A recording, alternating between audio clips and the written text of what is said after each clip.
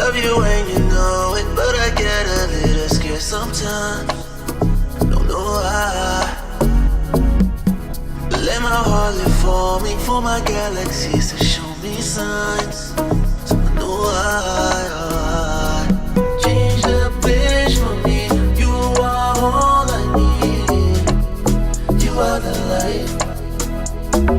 Change it all for me. Let me hear you say, I'll make you fly. I see it, I feel it. Touch the moon. I see it, I feel it. Touch the moon. Baby, when I'm with you, I can't help but lose my track of time. Put your heartbeat on me and I will connect your soul to mine forever. Change the page for me. You are all I see. You are the light. Oh, change it all for me. Let me hear you say, I'll make you fly.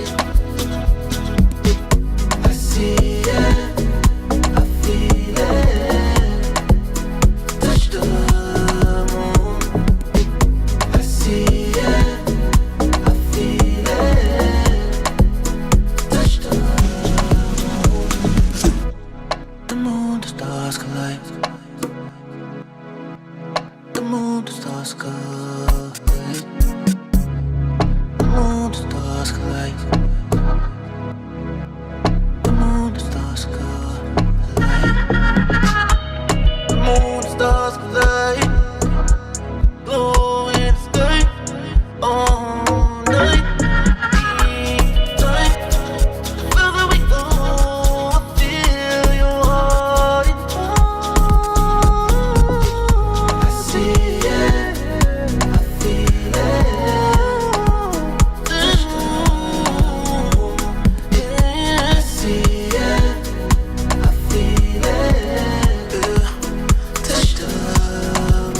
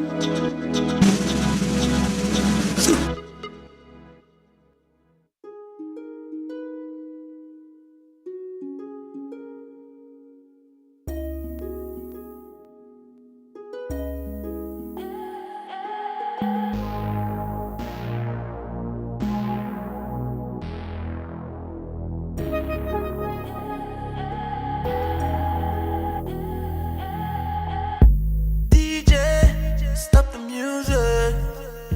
She's here. Slow down the pace, turn off the light. She's here. I want it. You know the song you gotta play. Music, her pace is going down.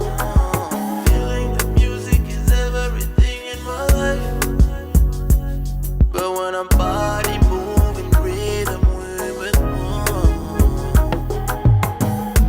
Venga, dar a shot, sozinha comigo. I'ma hold you and never let you go. Sozinha comigo. Venga, dar a shot, sozinha comigo. I'ma hold you and never let you go. Sozinha comigo. Okay, I'm about to do it. Don't you blink your eyes, you gotta face it. Just one kiss tonight, have you received it? I'm here. Son passe la café en peut-être en moins. Mais son là, t'animer, faire en tonight. Feeling the music is everything in my life. Comme un cas coulé contre l'eau en l'emmène.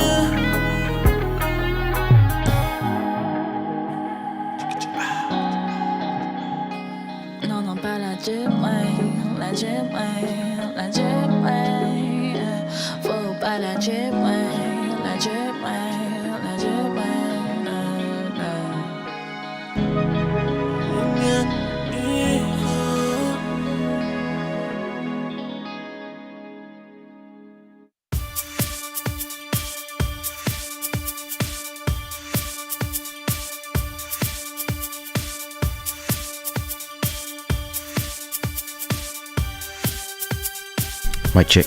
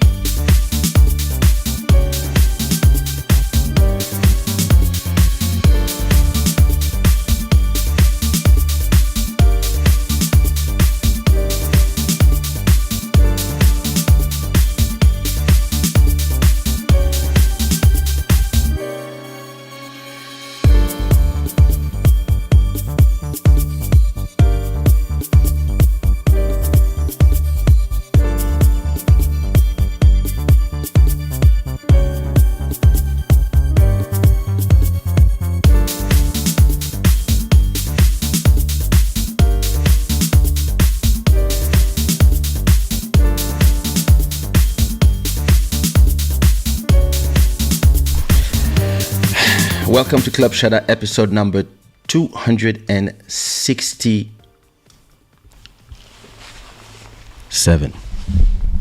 It's a lot of episodes. I hope everybody's doing good. I hope everybody is in the greatest spirits. I don't know why I put this jacket. I'm already sweating. But listen, as every Congolese person will tell you, style over comfort. This show is brought to you by Shada, the gods of good fortune. It is midnight and 41 here in Lisbon, Portugal.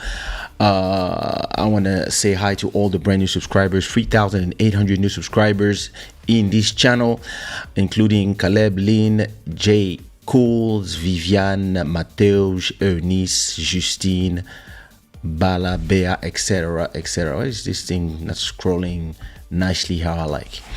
I want to acknowledge the stream royal. What kind of stream? Listen, that's lack of respect. Master Electronic, how you the stream royalty with $1? Not even $1. Somebody put $5 donation super chat now to correct this. Ça c'est stream royalty du pauvre. J'aime pas ça. Je n'aime pas ça. Maximum thank you to all our sponsors who are supporting this show with your hard-earned money, especially in these times.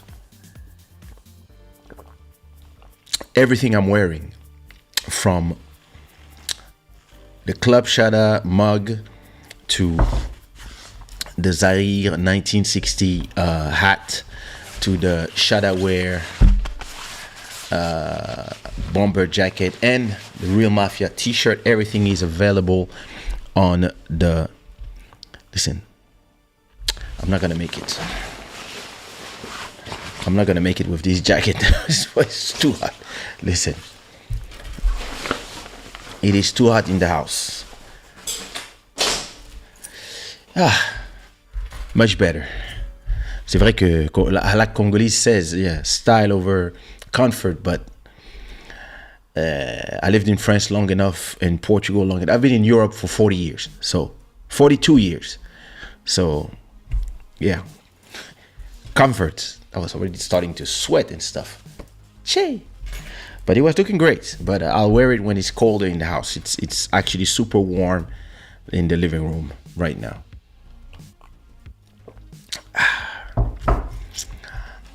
So, Sabrina, oh, voilà, mais voilà, Black Free Thinker, thank you so much for a $5 donation. Thank you so much for supporting the show. You are now the stream royalty with $5. Come on. At least somebody can look at this and not be ashamed of us. Look at me like, a 0.97 donation. What is this? You see what I mean? So thank you so much for your support. Where was I? Sabrina, hello. Alay son or som.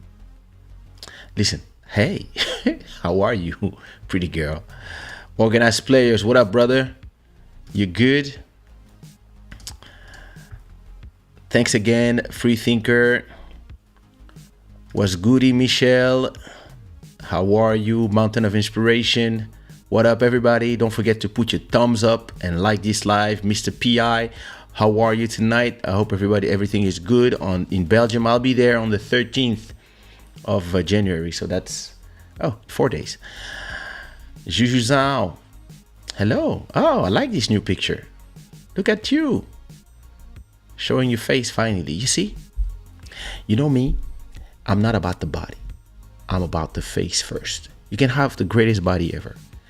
I start with the face, and I go up to down. Some people, they start down and then they go up, and they're like, the face is not that much. Now me, start with the face. Joel Amen, what up, brother? How are you, cousin? Fake Free, what up, brother? How you doing? Yeah. Listen, the year started great. It did. It was in altcoins. Yeah. That's 100,000 Shiba Inus. Oh my God. Everybody, Dalia MTV, how are you, sister? Listen, for those who didn't see it, make sure you go to Dalia MTV's channel and check our live stream from yesterday or Saturday. It was amazing. That was yesterday, yeah. I always thought you was from Cape Verde. Listen, people think I'm from everywhere.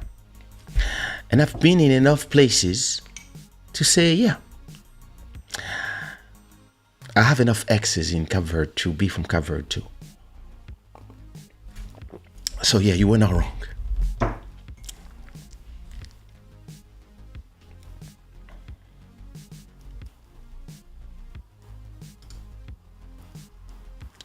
Tu as un très beau visage. All right, listen. So, how was your weekend? How did you start your year? Everything fine on your end? All good? Good vibes? Work? Now I'm a little chilly all of a sudden.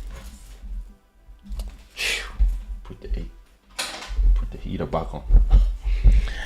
Yeah. Thank you. And listen, this mug is it's white on that. It's white here, but inside, let me drink a bit. Inside is orange. And you can get the white and black, the white and blue. There's different colors. And the handle is also of color. Very cool. Very, very cool. So before I start with today's subject, the royal spare frog, I want to talk to you about 3 new songs that came out. The first came out Friday, the one came out the Friday before, and the one came out the Friday before. Was Goody Emery. Listen, did you see Emery in the Shada Instagram? How that guy looked fresh. Did you see that? Let me go to the Shada Instagram. Shada. Do you see how that guy looks fresh. Look at that. Look at that. Look at that. Look at this. So this is Tatiana, of course, with her Mozambique t-shirt from Shada. But look at Emery. Look at this. Representing Le Beau Zaire with style, with a bomber jacket from Shada. And I got more photos that I'm gonna upload in the Shada Instagram soon. I hope you like it. I hope it's at the right size. It's actually one of my favorite as well. I gotta wear it in the music video. That's what I have to do. But yeah, everybody, don't forget to go follow Shada on Instagram. There you go. So who's there? Hey, Gires, what up since yesterday? How are you? So, I have 3 songs to make you listen to. 3 songs that are my latest 3 singles. And so I'm going to do a little bit of a listening party for those 3 singles. And then after that, we'll go back to the show. So, of course, tell me which one is your favorite song. And tell me... listen, if you like the songs, put some fire in the chat. Everybody that is watching, don't forget to like the live, and do a donation to become the stream royalty. Cost you $10. So the first song I'm gonna make you listen to is called Happy You Project. And Happy You Project is a collaboration between me and Malcolm Beats. And listen, it's actually one of my favorite songs. I really love it. So we went for, in this collaboration, Malcolm Beats and I, we have a ton of collaboration. This time we collaborated on an Urban Kids. It's actually top 3 of my songs right now. And so Urban Keys is a form of slow kizomba that actually sounds like slow zouk or slow compa, but very electronic. So it's something that works a lot right now in France, in East Europe. And inside of Urban Keys, there's a subcategory called, so it's a subcategory called douceur. And douceur is that very slow. Urban Keys is very hip-hop, saccadé and stuff, but Urban Keys, douceur, is really like is douceur. It's sweet. So let's listen to it. It's called Happy You Project by Kaysha and Malcolm Beats. Malcolm Beats.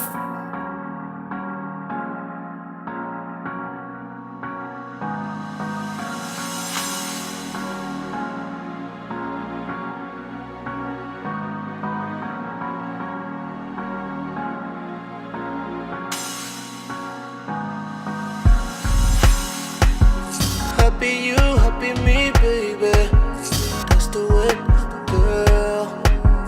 Picture you, picture me, baby. Been a long time, girl. There's no other place I wanna be. Happy you is my project. And I'm singing you all the lullabies as we walking hands in hands. La la la la la la. La la la.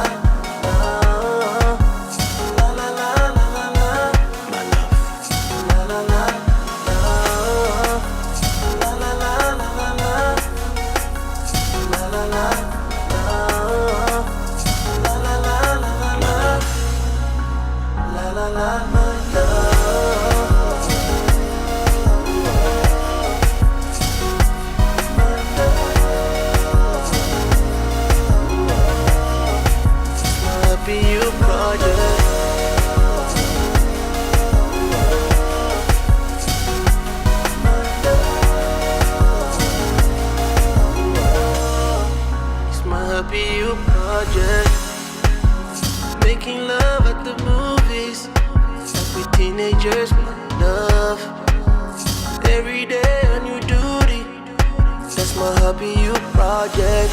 Yeah. There's no other place I wanna be. Happy you is my project. And I'm singing you all the lullabies as we're walking hands in hands. La la la la la la. La la la la. La la la la la la. La la la.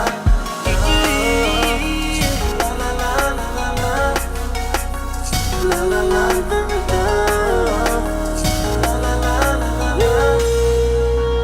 la la la la.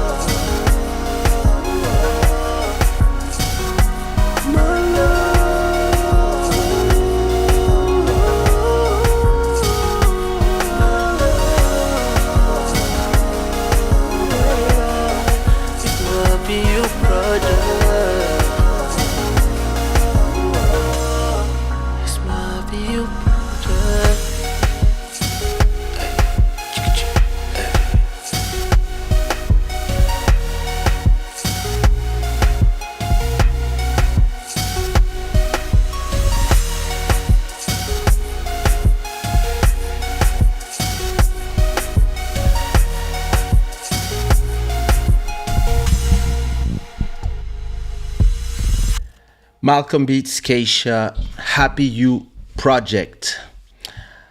I hope you loved it. If you loved it, put some rainbows in the chat. The next song that I want to make you listen to is called She Wanna Dance.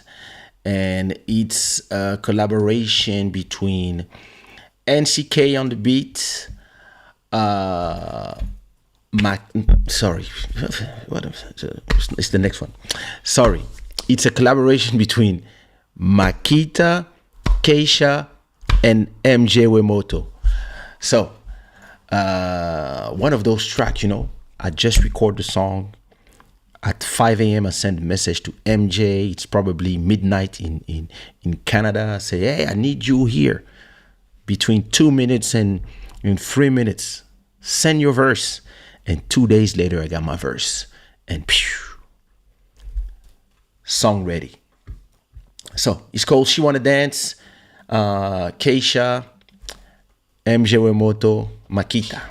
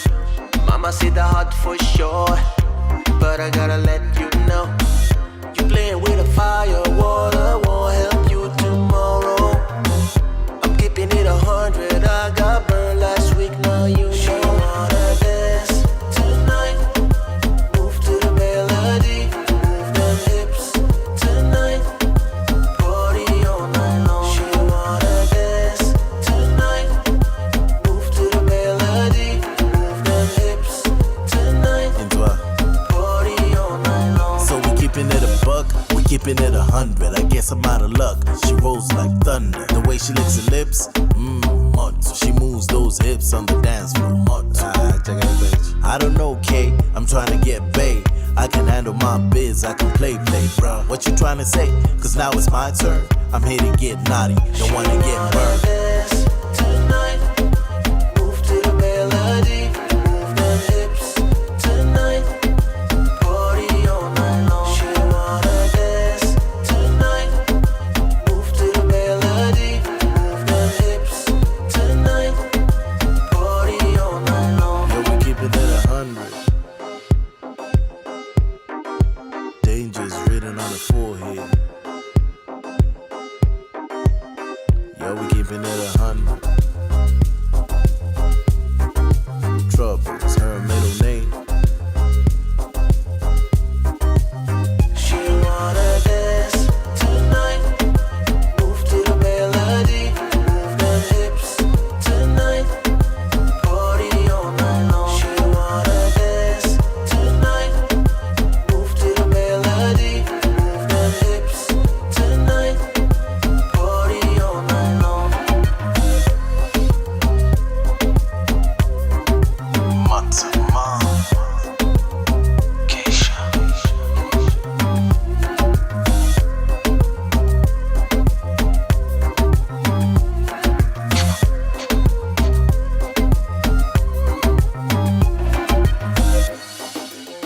Sushi raw.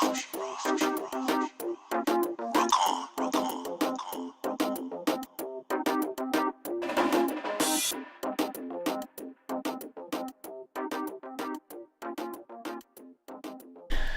This was She Wanna Dance by Kaysha, MJ Wemoto, and Makita. If you love it, if you like it, give me some fire in the chat. Of course, Theodore Chimanga, what up? Thank you so much for the dynamite. Thank you, Sabrina. Thank you, Julie. Fake Free, thanks you. The next track, the last track we are listening tonight, is a track by none other than. I have to unlock this first. There you go. All right.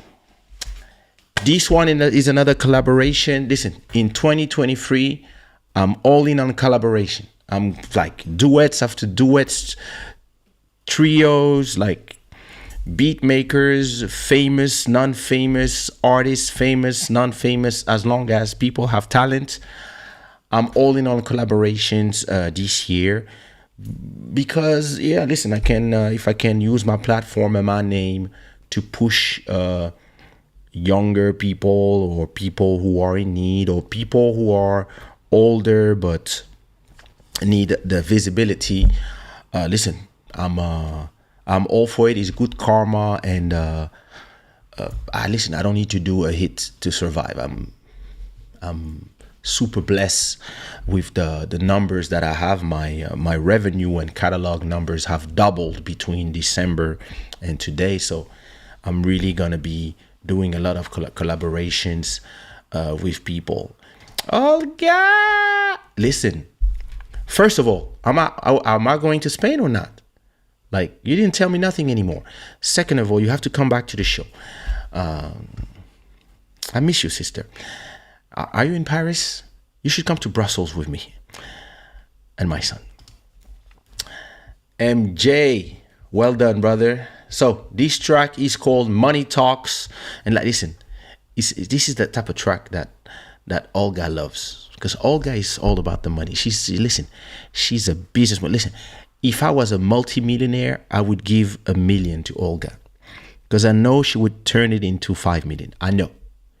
She just has this in the system. That's the type of person.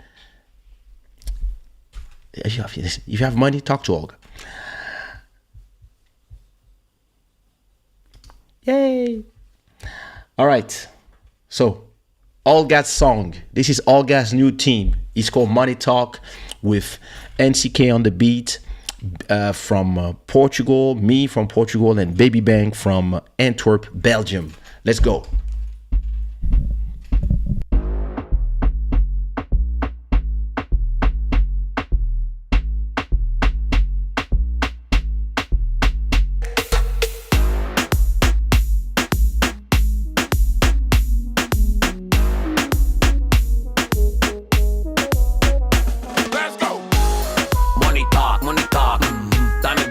me do the moonwalk. Raw champagne, Batman, a pop cock. Five dumpling, knife and fork.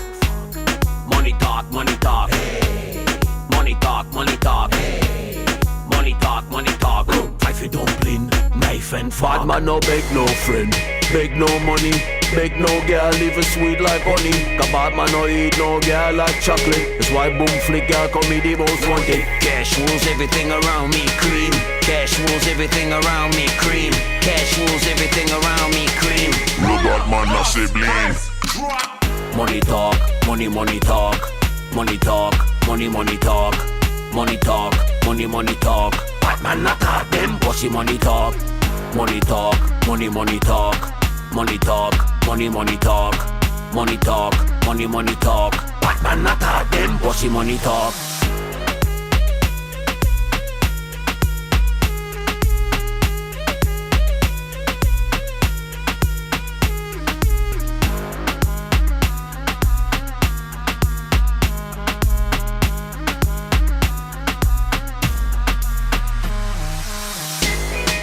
I'm top notch, come around and see if my steers low cost. Hey, as I roam around town, players high cause they feel pressure. Cause I'm in station, black and steel represent nations. Haitians on my side play some. We stomp on your gums one time. Cash rules everything around me, sing. Ice cream melt on the ass we lick. Cash rules everything around me, sing. Ice cream melt on the ass we lick. Money talk, money money talk. Money talk, money money talk. Money talk, money money talk. Batman not talk them, bossy money talk. Money talk, money money talk. Money talk, money money talk. Money talk, money money talk. Batman not talk them, bossy money talk.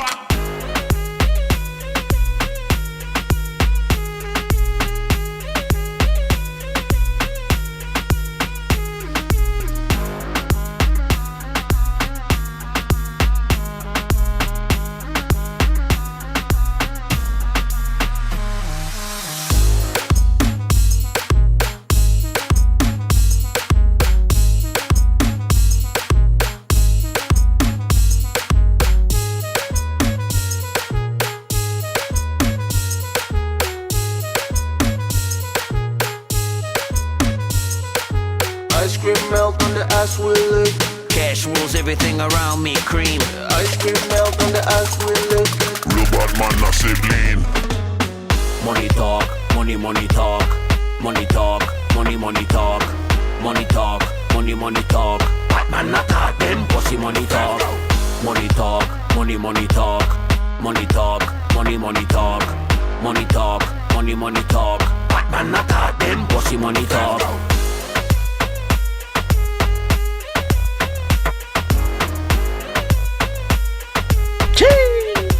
Bossy money talk. Hey.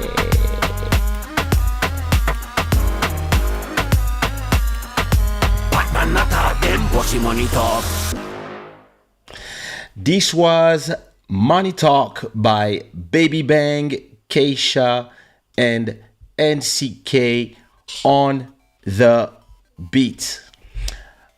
I had this beat in my drive for 4 years. Actually, I have 10 beats exactly like these ones that I kept on my drive for the last 4 years, and I just didn't find the time to just record on it. I have a bunch of beats like those. Actually, I was, every time I want to do a new single, I just go and check out my folders, right? And as I check my folders, I'm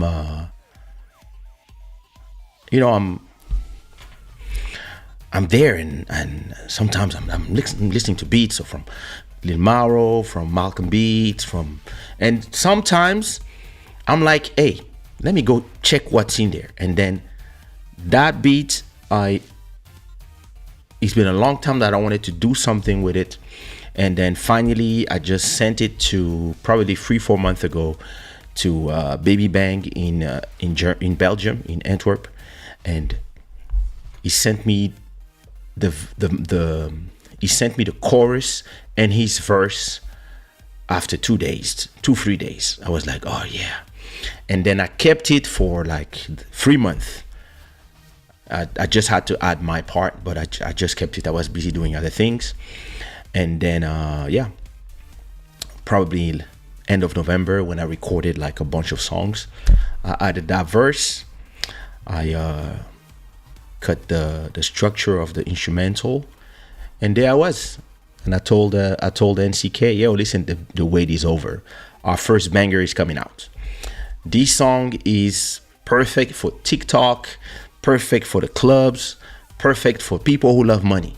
So, Money Talk, I hope you like it. Tell me what is your favorite track of the last 3 tracks that I played for you.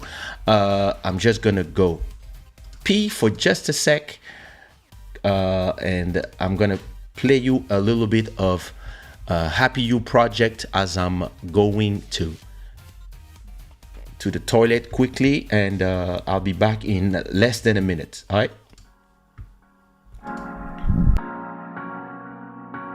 Malcolm Beats.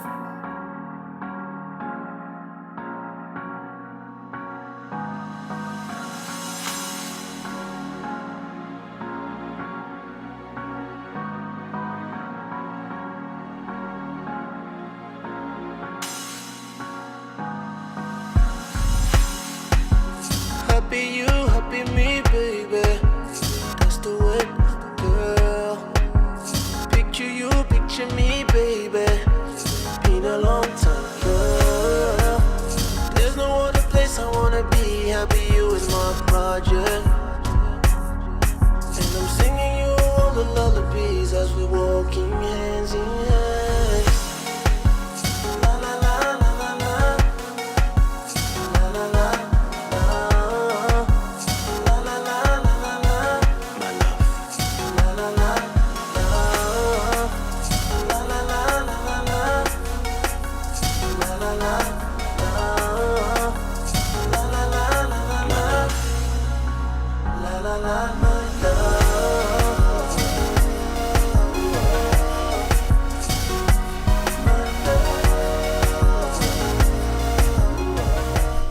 So I hope you enjoyed those new 3 songs. Again, we have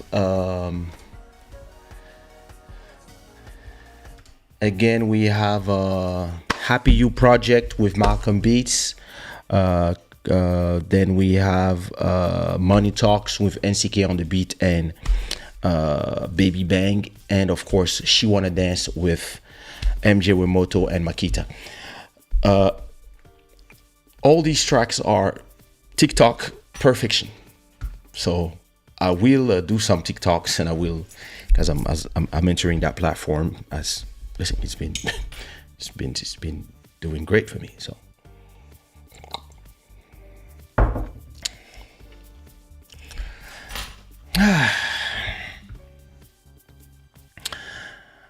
oh, listen, NCK killed it.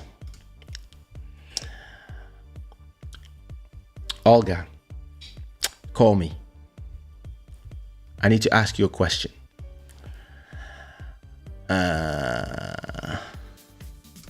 Money Talks is my favorite right now. My favorite reminds me of every day why I'm hustling. Yeah, man. Money Talks, money talk. Nah, he killed it. I'm stuck between Happy You Project and Money Talks. Listen, I got another track made by NCK on the beat that I just sent to a reggaeton group that are in Colombia. They are super famous in Colombia, and I got 4-5 more artists in Colombia that I'm gonna do, like, I'm gonna send them all the NCK on the beat joints, and I'm gonna put some Spanish in there, and we're gonna enter that market as we do with the foot.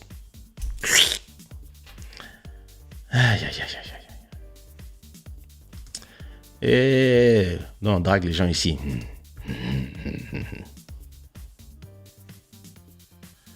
Thanks, sister.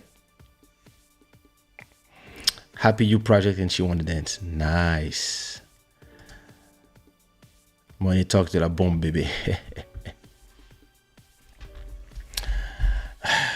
Listen, I need a woman's opinion. I need to call Olga. Where's my tripod? I don't know. Listen, I don't know what Olga is doing at this time. What time it is in Madrid at this time? Can I talk? Can I call the married woman at this time? Can I? Let me see.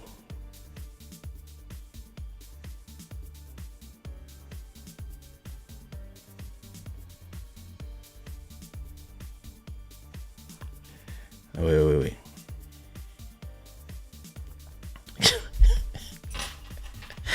That's true. You can help me with Spanish.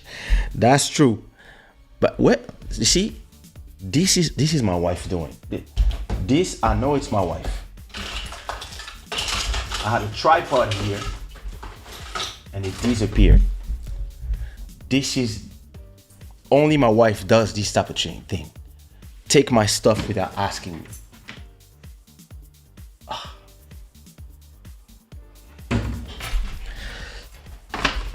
Let me call my wife first. Olga, I'm calling you after my wife. Oh, I can call a girl that has a boyfriend at this time? I like that. This is why boyfriends hate me. They should not. I'm inoffensive, but I call their wife at inappropriate time. First, I gotta call my wife to ask her if she's the one who took my shit. Let me call her. Valeria.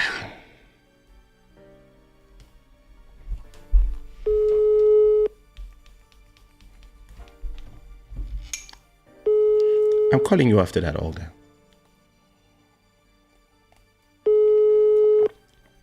What, she's not gonna answer me?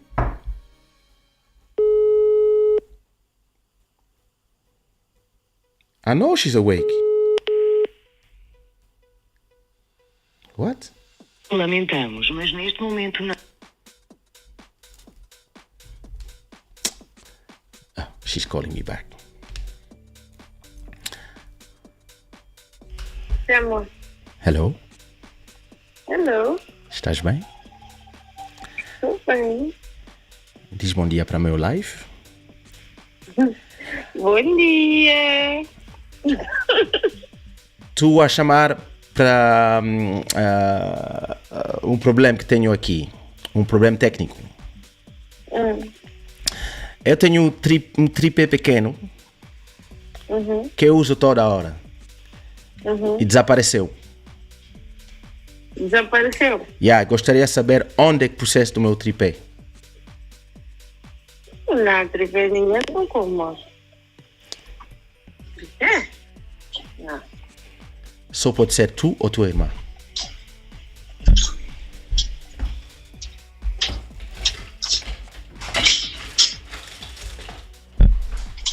Oh, she's here. Oh.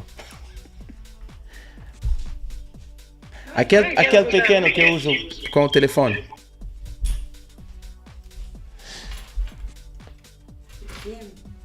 Estás a ver aquele que estou a falar? Um mini tripé. Às vezes eu meto meu telefone lá. Eu sei que está sempre aqui. Se desapareceu, é vocês. Não faz mal. Era só para segurar o meu telefone enquanto estou a fazer uma chamada.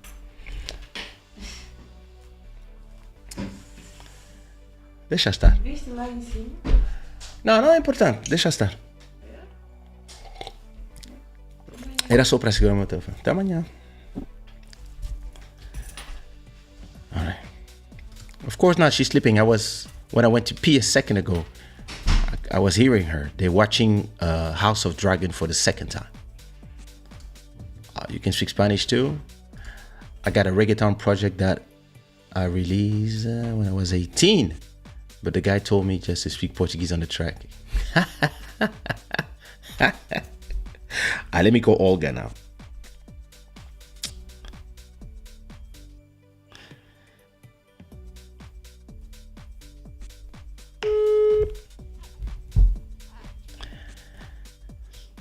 Hey. Alô?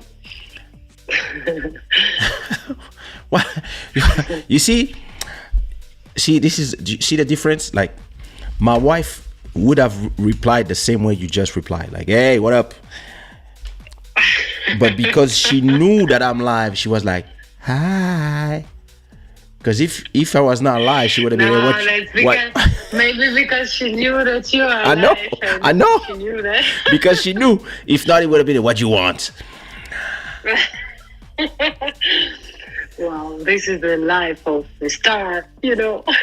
Let's listen. This is crazy. It is what it is. So So what's up? What's up? I'm good. How are you? What about the dinner in Spain? Yeah, I'm waiting for your response. What was the date? It will be the 4th of February. It will be Saturday, 4th of February. I'm free. Let's make it happen. Great. Yeah, you have to come. You have to come. It will be nice. It will be like, dinner between friends and stuff. And yeah, it will be, it will be not just like the typical event. Yeah, it will be the dinner. We will be all together. We will have fun. We will, and after like party, and yeah, I think it will be cool. I think it will be cool if you will be there. I'll be there. I told you, I'm free, so I'll be there. Yeah, but yeah, just confirm, and I just we will confirmed. arrange all the stuff. I just confirmed.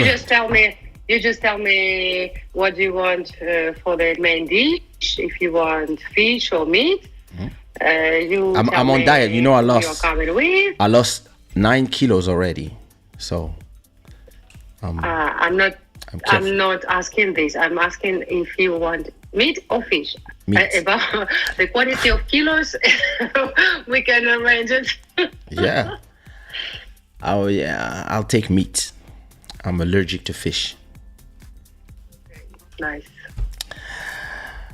Okay, I have a question for you. I need an opinion of a woman for my question.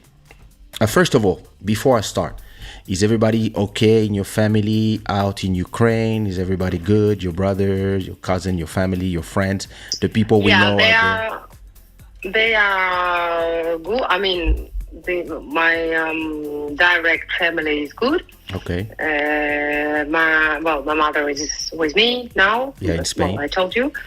And the family of my brother, they are now in Germany. Oh, okay. And probably next week they will be able to come here. Ah, cool. Well, my brother, he could get out, but only for a couple of months because, well, he's like, he has a permission because he's like helping the army and some stuff. And he got out for like a period. And he will come here next week, I hope. Oh, nice. And cool.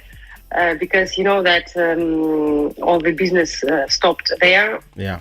So he and some friends of him, they are like searching the possibilities to maybe to invest here and to try to make some business here, because there it's difficult now. Well, it's difficult. It's impossible. Yeah, it's so that's problematic. So we will see. Yeah, nice. So I need the opinion of a woman, because I don't know if my opinion is. Listen, I don't know if my opinion is right. You see what I mean? I'm asking myself, as I'm very family. I mean, listen, for me, family is everything. And in my opinion, the respect of family is everything as well. And yes, to me,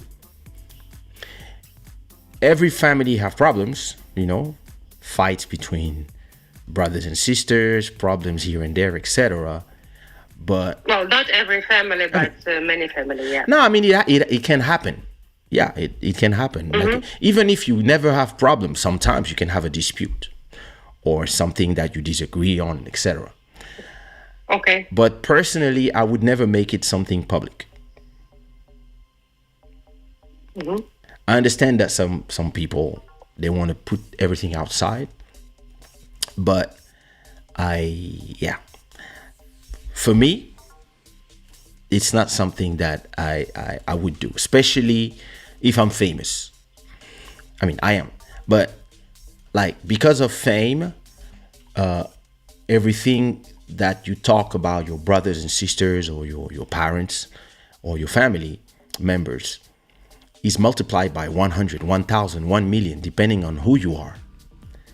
Okay. So before, I mean, maybe you don't care, but before I give my opinion, I wanted to have the opinion of somebody who has maybe a different opinion. What do you think of Prince Harry and Meghan Markle? About what exactly? About what they have been doing for the last 2 years. A lot of books, a lot of Netflix series about all the secrets of the family and saying we want to leave, and at the same time they keep talking about it and they keep telling all the secrets of their family, and some people are happy about it, some people think it's cool, they are modernizing the family, and some people think, yo, why do we need to know about all these things? Well, I can be honest that I haven't followed them a lot, to be honest. Because, I don't know. You don't care. I follow a lot. You have other things to do. Yeah. There's the war in your country, so you have other things to do, to think about. Well, not only this, but I mean, you are trying to save the kids on the festivals. You open the social networks and you see some publications and stuff, and sometimes you just put the click, sometimes you don't. Yeah. Lately I clicked a couple of times of this Shakira news and stuff, okay, because it's Spain, closer to us. And this is like the drama which is very, very talked about in Spain. Yeah. But I'm not actually the one who follows a lot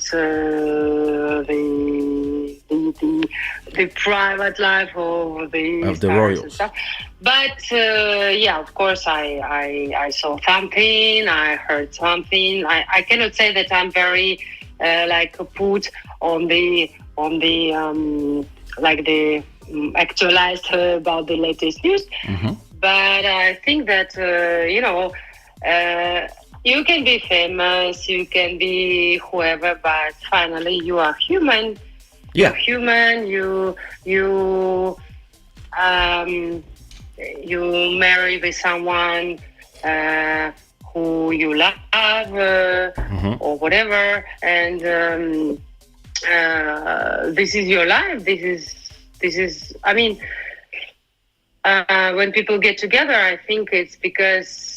Normally, okay, in my mind, normally it's because we are searching for kind of happiness or something what could put our happiness in the other way, other level. Yeah. And I think that nobody marries in order to be worse. I don't know. And of course, for these people, it's difficult because they are exposed to the opinion of everybody, and everybody will judge, everybody will comment. But this is normal. I mean, this is normal for everybody who is like who is more or less famous, you know, like you as example. We suffering, yeah. And yeah, I believe that this should be not easy for them, but somehow I think they are lucky because he's the second son, and the whole like burden is not on his shoulder. So there is another brother who is like who will be like the king or potential king. And he just wanted to be happy. And like in any family, he could have his problems, or he could have his, like just moment of happiness or problems or whatever. And he has his right to try to be happy, and I don't know. I think he decided to get out of all this because he wanted, I don't know, privacy. He wanted to be left alone. But since he left 2 years ago, we only hear about him all the time now. So I'm like, I thought you wanted privacy. But maybe they want privacy. No, because that's what they said. One thing, yeah. But I think that if you are the prince of the throne of of the country, and this is not like only the fame what it gives you, but there are also, how do you say, responsibilities. No, he doesn't have any more responsibilities now because they decide to leave everything. This is why, because one thing is when you have responsibilities, like being part of the royal family, and the other thing is when you are famous only because of your naissance, how do you say it? You were born a royal, and you renounce all these responsibilities of the throne, of the possibilities of the throne, but at the same time you are famous. But you are famous, I mean, not because you are some kind of the star. You achieved it because you are a great singer, you're a great player, you're a great sportsman, you're great whatever. It's just because you are famous because you are the son of somebody, and you decided to quit the responsibilities so you can have your life, but at the same time you are famous just like this, and you can get profit of this. Are you saying that you cannot escape? I mean, no, I mean, it's like I'm famous because I'm famous. I don't want responsibilities, but of the situation I can get money or make money only because let's say I make the interview with you, or only because for example I don't know, I tell you about my life, I tell you about my relation, I sell you some photos of me and of my wife and whatever, and and it's like you do nothing, and at the same time you get money for just I understand everything you say. I understand everything you say, but if your problem at the same time I don't judge him because me neither. I think I think everybody, every of us, every one of us would maybe do the same if we were on his place. You know, I mean, imagine you're. I'm gonna give my opinion. Royal family. I'm part of the royal. I'm part of the Congolese royal family. I'm coming. I just wanted to hear the opinion of somebody who. I mean, I don't care either. I mean, I don't judge. Yeah. But at the same time, well, I mean, I think this is logic. I think this is logic, and I think that many people would do the same in his place. You know what I mean? Okay. Now I'm gonna give my opinion to everybody. So I'll call you tomorrow. No, I'm gonna go back to the live. Okay. Sorry. But you have to come back to the live because we have to talk. We have to talk. Don't forget that on the 1st of February, you have to come to Madrid. Yeah. Let me write it on my calendar. Let me write it on my calendar. We will talk tomorrow and we will talk about the details. Okay? Set up everything. Okay. Big hug. Big hug. Ciao. Ciao. Let me write it. Madrid. Olga.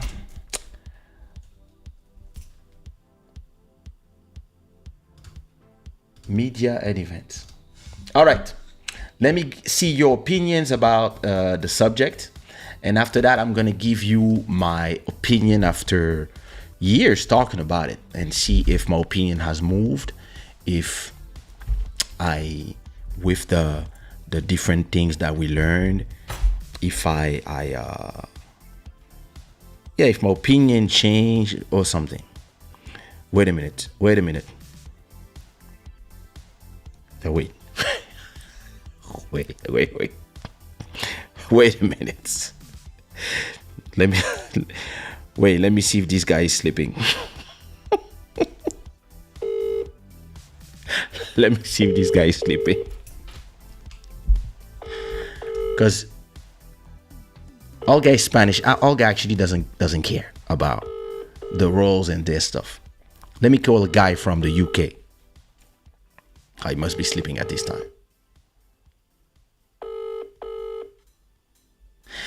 See, let me.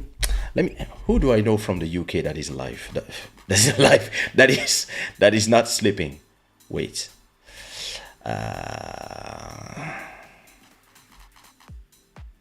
Wait.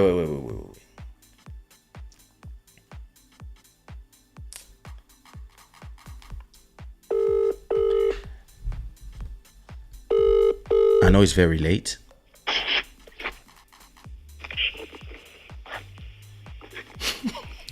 Hi. I got so scared, UK.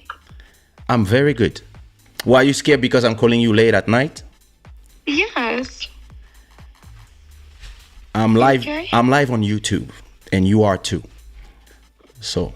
YouTube. Yeah. I just have a question for you. Okay. Yeah, did I wake you up? No, you weren't. No, I didn't. No. You were online. What time is it in the UK? 1:38 a.m. 1:38 a.m. Yeah. So say hi to everybody. This is Carolina. Hello, everybody. Sorry to call a married woman at this time, but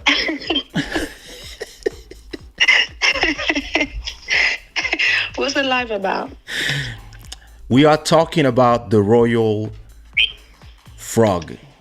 The and I was like, let me call somebody from the UK to have their opinion about the situation and just say how they feel about that thing. Like before I give my opinion to everybody, I wanted to also hear the opinions of ladies. Maybe you are a pro Meghan Markle or a pro Harry Windsor Harold, or maybe not. Maybe you just Or maybe you were and you changed opinions, and I just I wanted. think I was. Oh, you were. And now I'm more. I was, yeah. So now I'm more of a neutral ground, on a neutral ground. So what made you go, what made you go from To be fair, Yeah. actually, let me rectify that. I think I'm still a pro Harry. okay. I was a very I was pro Meghan, but I've switched over on her, but I'm still a pro Harry, to be fair. But what made me switch, you asked? What made me switch? So it's just all the dramas going behind it. So I haven't actually watched the Keeping Up with the Kardashian type of series, so I don't quite know what they talk about. But it's just, it seems like there's a lot of drama going around, you know, and, you know, What do you mean there's a lot of drama going around? it just seems like it's a lot, like all the complaint, all the this and that. I do truly believe, what I want to believe at least, that Harry's been manipulated onto saying those things about his family. Yes, he wanted out for a long time. Yes, he's been, you know, he's been feeling a certain way for a long time. But there is a way to go about this. Like, I've seen spotlight on what's been written on his book and stuff. There are details that we didn't actually need to know, honestly. Like, we could have lived without knowing. And it seems like there's this constant need to completely tear their family apart. Like, in every family, there is no one family in this planet that would step up and say, you know, my family, there's never been an issue, we've never fought, we've never argued, we've never done ABC. Do you know what I mean? Like, when there's people, it's part of the human nature to, you know, to clash. It's a normal thing, because we all have emotions, and based on that, you know, my thought and your thought may not align. You know, it's okay to agree to disagree, you know. So I feel like there's just too much. So now I'm still pro Harry. To be fair, I feel sorry for him. So you feel sorry for Harry. So why am I taking your accent? Somebody just said, I love her accent. Oh, thank you. I'm sure she's abusing the accent because she knows she's live. What? Wait, so when you speak Lingala, do you have a UK accent? No, hell no. When I speak Lingala, I hope I sound Congolese enough. So say something in Lingala just to Very chinoise, hein? Nalobani. Oh, yeah. She's Nalobi ke Harry na Meghan ba problème belé ba bazo Samson ni tout pas sinon hambazuloba. British or Oh my God. I think I sound proper Congolese when I speak Lingala, to be fair. Yep, listen, way better than me. I'm giving you that. Yeah, I'll take that any days. All right, so if I understand what you were saying, you mean that when the couple started a few years ago now, 4 or 6 years ago, I don't know, you were absolutely happy about the idea that I mean, personally, I didn't really care of the fact that she was a black woman and marrying the monarchy, etc. I was just happy for, I mean, I didn't know her especially. Somebody So said you never watched her TV show. Apparently she was big. She went from London to Kinshasa real quick. Hey, Congolese women. I'm sure when she's insulting somebody, it goes. It's a quick switch over. It happens without thinking too much, you know? So, I'm looking for your Instagram to show your picture so that people know who they're talking to.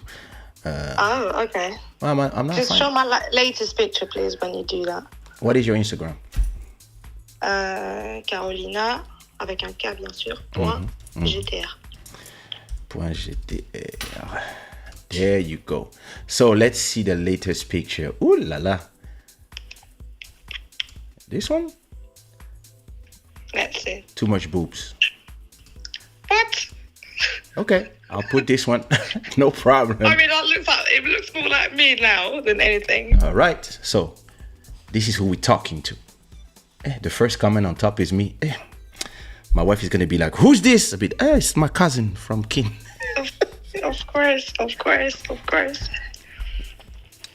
Let me take a screenshot of that photo, so I can, so my screen, so my stream can look professional as I'm talking to you. There you go. Okay. On the phone, there she is. So, as I was saying, I'm listening. when they started dating, were you happy? Were you feeling like, oh my God, this is so cool? Absolutely. I was actually happy because you think about it, in the history of the royal family, there's never been a black person in there, as far as I'm aware. So representation matters, you know. Mm-hmm. So yeah. Why is the chat is saying she's a vraie quinoise? What's wrong with you guys? We're talking about important subject and you hear about she's a vraie quinoise. Of course, les quinois sont contents. Look at you guys. Of course. Yeah, she's representing, beautiful. always. Tous les cas. So, but when did you start changing your opinions? Okay, when did you start saying to yourself, that girl, I don't know?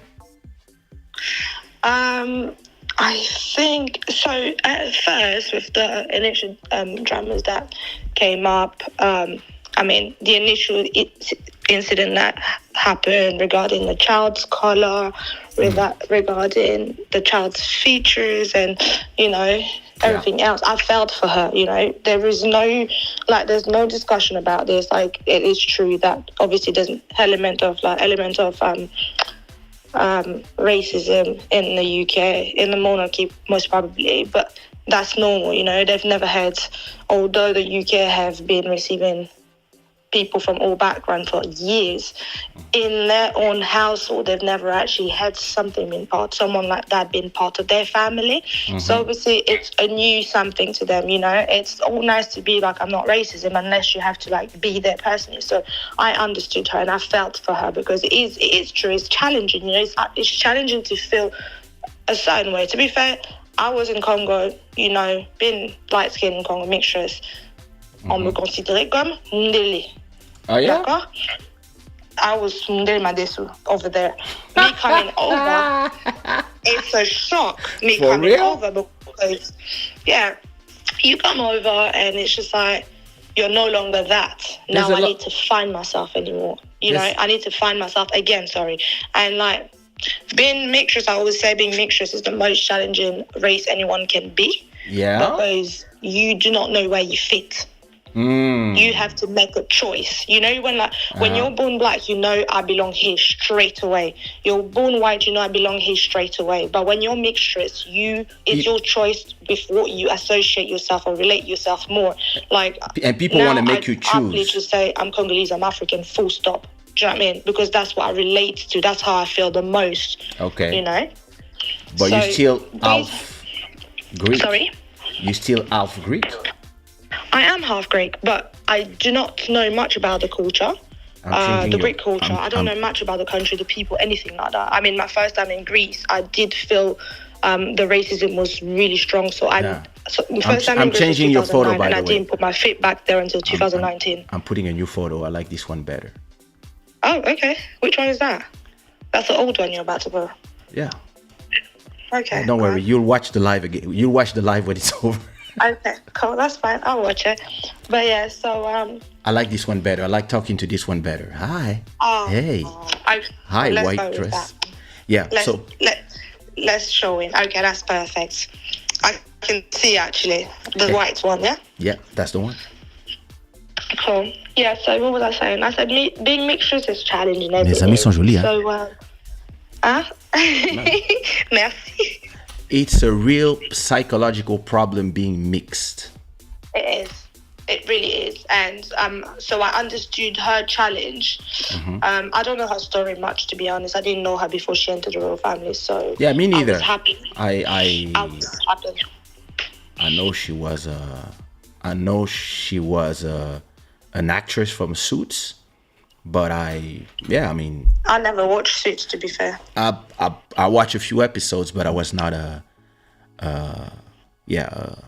fan of that series or whatever, so I didn't really know her that much. So I just saw that he find himself a nice métis. I was happy for him. I was like, Yeah, it's a happy moment. We get to a bit of our DNA enter the royal family. And I was like, one day, who knows, the next king in probably like 120, 200 years, maybe dark skin, And it was a moment of hope. I was like, oh, game changers, Yeah.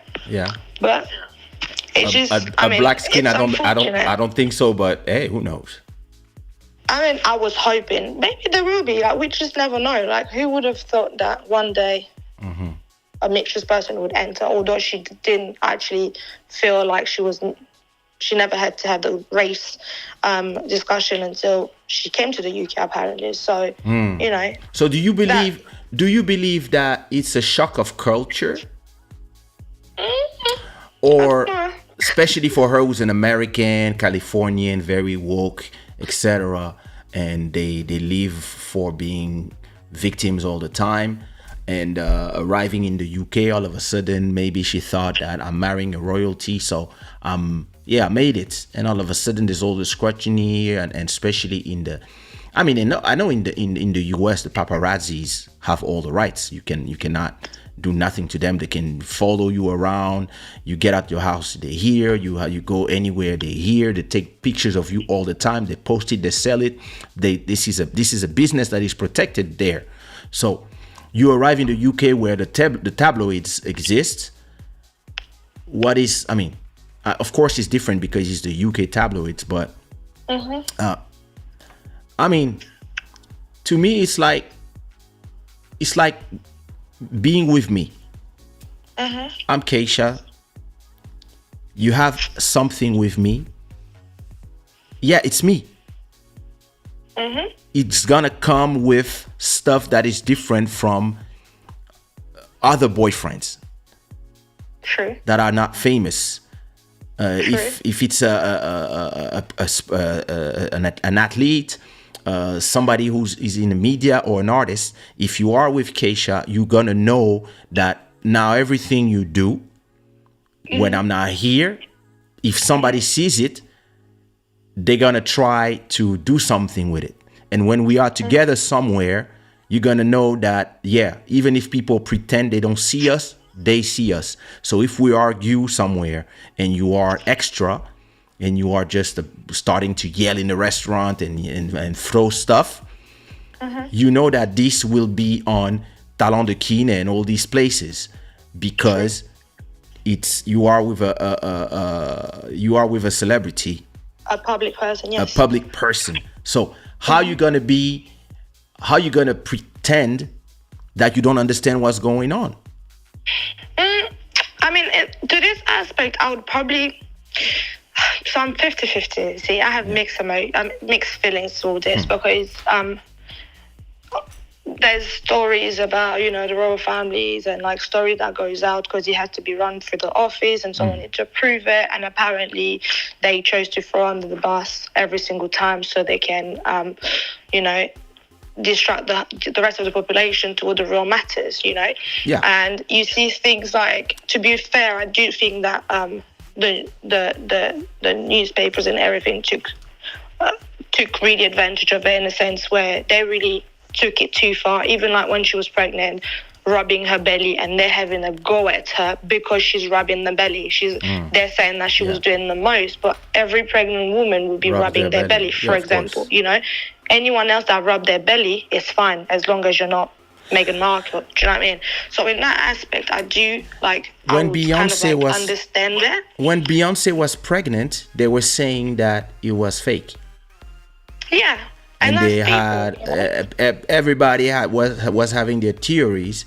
It's part of being in the hyper famous, when you go on that level, it comes with the territory. You have no idea how many times It does. I wanted to go down there, buy some bread at the bakery, in like 100 meters from my house, and go in pajamas, without brushing my teeth, with still some drool on the side of my mouth, and like really going, looking like a bum. And every time I did it, somebody was there at 8 a.m. Oh my God, can I make a photo? And I was like, oh my God. So I learned that, even if it's just to go get some bread quick, I'm gonna have to bring my glasses, be ready, and clean myself a little bit. No, don't go in pajamas. Put my jeans on, or a jogger, something that looks nice, because a picture is possible as soon as I leave my house. And sometimes you forget yourself that you are that celebrity. So you're a normal person, and you just go, and then you're like, oh, I look horrible. So I think that's where the problem comes as well. Like, for someone that's non-public, which doesn't qualify to her. Exactly. Someone that's non-public that's what they always say, be mindful of what you wish for, because people see celebrities and, public figures, and it's like, oh, I want to be like that. They don't do this. It's an easy life, but it comes with its challenges, and the challenges being, you will never have your privacy. You won't be able to live your life the way you do, because the moment you go into a public eye, everyone feels entitled to your privacy. They feel entitled to know what's going on in your life. They don't care about your privacy. You're no longer a human in their eyes. You become an object. You become an element of distraction, of entertainment, that they want to have access to it every time and any time. Back in the days, we didn't have social media, so it was a bit of a distance, to reach a celebrity. Now we have social media. You can track them. You can follow them. You send can them millions of them, messages. Right? In real time. Back in the days, you would find in a magazine that they passed through here. So it was like a distance. You're like, one day they were here, but it doesn't come at you in real time information kind of time. Do you know what I mean? So it comes with its challenge, and I get that. I don't know what she was expecting when she was coming to UK. Maybe she thought it would be like un prince à New York, une princesse à Londres. Who knows? She came, maybe she thought, I'm going to get there, it's going to be this, it's going to be that, blah, blah, blah. Beautiful, whatever she thought. But to me, it's like, you're a celebrity as it is, and you should have an idea. And if you're coming into a royal family, it's more than just being a celebrity. Sorry, there's a message. Figure. I think there's a message for you. There is. Depuis au Bois Kanga na désert, soki une candidate na boye à Monanaki, Belle Libala 100% sans hésitation. J'en suis. Shada.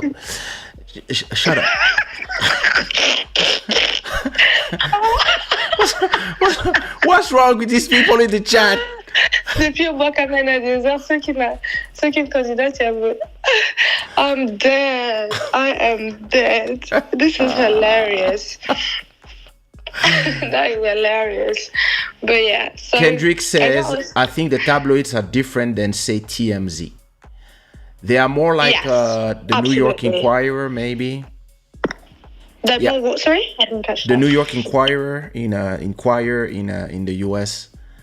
I don't know about them. I don't really know about the tabloids in the UK. I know that the ones in Paris, like Ici Paris, for example, they invent stuff. They invent stuff, but they don't have a large circulation, and people, when they buy them, most people know that it's satire, or that you can't believe them. I think in the US they are way, way, way more an institution. They are way more people follow them way more. It feels like. Yeah. So, but to me, I believe that. Bonsoir la Bigarde. I believe that. I mean, listen. I come from I try to understand people instead of judging them. And Yeah, that's a thing. I try to understand people using also my experience. So, Yeah. me coming from, we don't have a royal family in Congo, No. but back then we had the royalty, which was if you are coming from the government families, Your royalty. you royalty. Sure. So I was born in there. That was not my choice. That was not. It was just like that. I grew up with the childrens of the royalties from the Mobutu family, the Lito, and I mean my name itself is royalty in Congo. Everybody know who my father is. Everybody know who I am before me being famous. So I kind of understand what it is to have the pressure of everything you do will reflect on your family. Absolutely. But maybe because I have those Bantu values, even if I'm super frustrated with something with my family, in terms of the hierarchy in the way I do things and the way I see everything, the respect of the name that my parents built is more important to me than my own feelings. Okay. That's the way I'm just programmed. It doesn't mean that my brothers and sisters are this way. Some of them, it varies. And in all our families, we all had some people who are extra, I would say, extra to the, I would say, respectful of the code, and others that don't care. And I've seen this with everybody I grew up with. We don't really realize that we are royalty in the beginning because we are too young to realize it. And then, by the time you are 15 and you start realizing that, listen, the majority of the population, and like people don't like to say this, but I think Africa and Congo has a caste system just like India. And some people, if you are there, some people are in a certain level, and some people, when they talk to you, they kind of feel down already, and they put themselves in this position. It's something, because I grew up in France, it was strange to me. I grew up in a country that everybody was saying that equality is important between everybody, so I believe in equality. Okay. But when I arrive in Congo, I don't feel equal to other people. Yeah. And it bothers me. But it is just different out there. And for us who have double culture, sometimes we have to struggle with that, because we are a little bit Europeans, we are a little bit Congolese, we don't know sometimes, and some people will choose one side, some others will choose the other side. But me, I know one thing is that the respect of and the respect of my family name, and making sure that I don't, comment on dit entaché, that I don't entice. I don't know. je veux pas salir. Like. Tu veux pas salir. Entaché. Okay, you don't want to stain. Exactly. I don't want to put a stain on my father's name in anything that I do. Anything. Soon as I got famous by myself, there's millions of things that were proposed to me, from drugs to orgies to this and that and groupies and dirty money, going in places, doing things. Every choice I made was not only based on my vision of my future, but what was also determined by, I don't want to put any stain on my father's and my mother's name. I don't want them to be ashamed of me. And this has always been and always will be my whole life the most important thing for me. So, but would you say that is because of the value in which you were brought up? Because it seems like from what you're saying that it seems like you were raised in a family that had like strong core values, family values. You were raised by, from what I'm hearing at least, by a woman that had strong values. Don't you know my mom? Values, Yeah, and they passed it down. finished. Like, family comes first. You need to protect your. Do you know those little things? Of course. Is that right? But all of us, I think a lot of us that we have that. Yeah. And this is why most of us, when we date out of our ethnic groups, sometimes we end up being like, what am I doing here? Like, and sometimes like you have the good sides, and then sometimes you miss those things because you're gonna have somebody they talk in a way to their parents. You're gonna be like, how you talk to your mom? How nobody slapped you? Like the maid used to slap me. My parent, yeah, that's normal. Go, bino, bo, libaki, go, basic. Like, this is part of our upbringing. And even if we were little princes and princesses, but we learned very early that, the whatever mom says is more important than the Bible.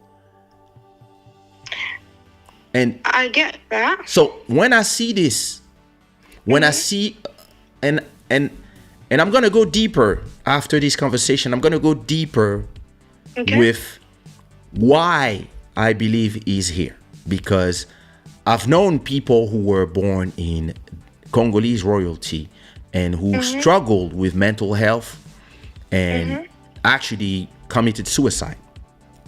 I'm glad that you're touching on the mental health, because I was just about to pick up on it, but go ahead. Because, I believe that there's a big element of that, because, of course, he grew up inside of drama. And from the get-go, he had to parade in front of the world where all he wanted to do was cry. But he had to stay stoic his whole life. So I believe that he was not made for that pressure. And I believe that I'm seeing somebody that needs help. That's exactly what that's I see. What that's I why see. I say I feel sorry for Harry. I would say that I feel sorry, and at the same time, I feel annoyed, because I would never act this way. And I'm not trying to judge. I'm really not trying to judge. But at the same time, I'm like, bro, like, okay, there's the money element as well. And I believe that we are seeing somebody who's lost, and somebody came and said, you need a mom? I'm your mom. Take this milk coming out of my breast. That is exactly it. That is libele muselulu wana milky wana. That's. Stop. I feel like this guy is sucking her tits at night. Yo, I'm abusing, but it seems like, but you're right. Like when you said about mental health, like the same thing. Like I have this conversation probably on a daily basis with like everyone, but mental health in Africa, it's not real. It's not considered as a real thing. That's true. And because it's not considered as a real thing, there is no way to tackle it. That is similar. The UK is great at promoting mental health and helping, assisting, and doing everything it must do to help the population, at least try to, right? But when it comes to the royal family, I don't know how it works. To be fair, I don't know their family, but I've recently watched The Crown, and I've been told a few times that it's just a script. I shouldn't really rely on it. But from what I've picked up from it is that in the royal family, mental health doesn't seem to be a real thing as well, because you are royalty. You are at the service of the nation. Yeah. You do not have the right to cry. You do not have the right to do A, B, C, D. Like, you literally just have to put on the mask and move on. And with that, people grow up. You know, we all go through eventful stuff in our lives, trauma. You know, and we go through a lot of things, and the sooner we get to process our emotion in a healthy manner, the better it is for our future. Then we grow up, we build character, we do things differently. But when you teach a child to suppress, or any human to suppress, or let's not say teach, let's say you overlook someone's emotional struggle just because you've never dealt with your own, and expect them to just suppress and move forward with it, what then happen is people develop coping mechanism, which are not necessarily healthy coping mechanism. And through that, people would always have a void within themselves, and they will be searching and searching, finding something to, you know, fill the gap within themselves. And the more they're searching, that's why you get those, you know, people, as you say, from like that came from royalty and stuff, that comes from money, that comes from big names, they tend to always fall into mental health problem, addiction, and all those stuff, because it's all a search for filling the gap within themselves, you know. And I do believe, like, I feel like most of them in the royal family, like, they don't really get to like process their emotions, especially those on the front row, because you have to perform. You're like a monkey in the circus, if there are monkeys in the circus, at least. I've never been to one, but you're like a clown in the circus, let's put it that way. We don't care if you're well, if you're unwell. You need to stand up there. I should call you more often. You're so smart. Sorry. Thank you. I'll take that as a compliment. It is. There's something that I had a conversation with one of Mobutu's daughters that I grew up with. And we were talking about that exact subject.